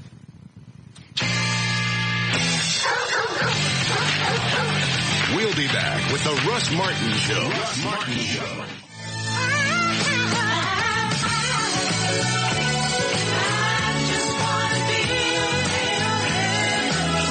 There's no reason for him to get married. Leave him alone. You'd be bad enough to try to break me joy up. Leave him alone. No. He meets a chick. He starts looking for rings 2 weeks after he met her. Yeah. I know. And he wants to bring her to Loverboy? Yeah. I don't want him. Oh, come on. No. He's a big fan. I love Dover. Uh-huh. I don't want to meet his chick. Because if she's a religious chick, I'm going to cuss, she's going to say something, and that's going to be the end of the story. She's not going to freak. We had spent all day Sunday together, and it was fine. She's not necessarily a religious, zealot. She just wanted to go to church with him. So now he's having to go to church all the time. They didn't go last week because we went to the Cowboy game. Oh. So it's not like we got to go kind of thing. Take this, we'll do plugs, and we'll go. Okay. At least I didn't get any phone calls from Mickey from the Liz Wild show over the weekend. Yes, Glenda? Yes, Russ, wasn't Gary supposed to come up there and you kick his ass today? I don't know, was that today? Yes, he did say Monday. You mark it down. I'll be there Monday. Yeah, you're right. Thanks, Glenda. Yeah. Big puss. I mean, he was adamant about it this last go-round. You write it down. Monday, I'm coming up. Get all my stuff done early, and I'm coming up there. Didn't show. He ain't never coming up. He's a puss. He knows now that I've been working out, I'll squash him with my great big guns. He does. You probably could have beat him up before. The kid beat him up with a bag of nickels. Quarters or whatever. Bag of what? Quarters. Oh. No. Don't do that. All right. You got the list for Loverboy? Yes. Here's who I'm going to put down. You +1, me +1, Benjamin Dover +1. I don't want him going. Yes. She'll like his new girlfriend. He is absolutely in love with her. All right. And you said your trainer. Kevin Cordish. Right, +1. That's 8. Anybody else want to ask? I don't know. O'Malley? Tassos? Tassos is waving his teats in the other room. Did you want to go? Jeez, it's worse than Trey. What's that? Every time something happens or we get a hold of something free, they got to glom all over it. Well, there's going to be a limited number because these are seats, and the show's almost sold out. Yeah. I'll put Dan and his wife. Dan +1? Yeah. Okay. Tassos +2. No, not +2. Yeah. Are you bringing a date? No, I'm talking about his teats. No. Yeah, write it down. I got it. +2. Saturday night? That'll be Saturday night. See if George can come pick us up from Ultimate. I'll do it.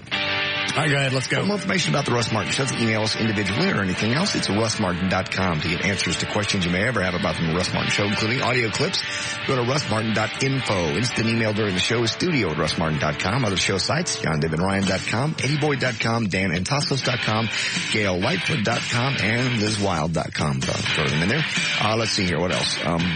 Limousine service provided by Ultimate Limousines. Contact George at limogeorge.com, and everything else is at live1053.com. All right, we'll see you guys tomorrow. See ya.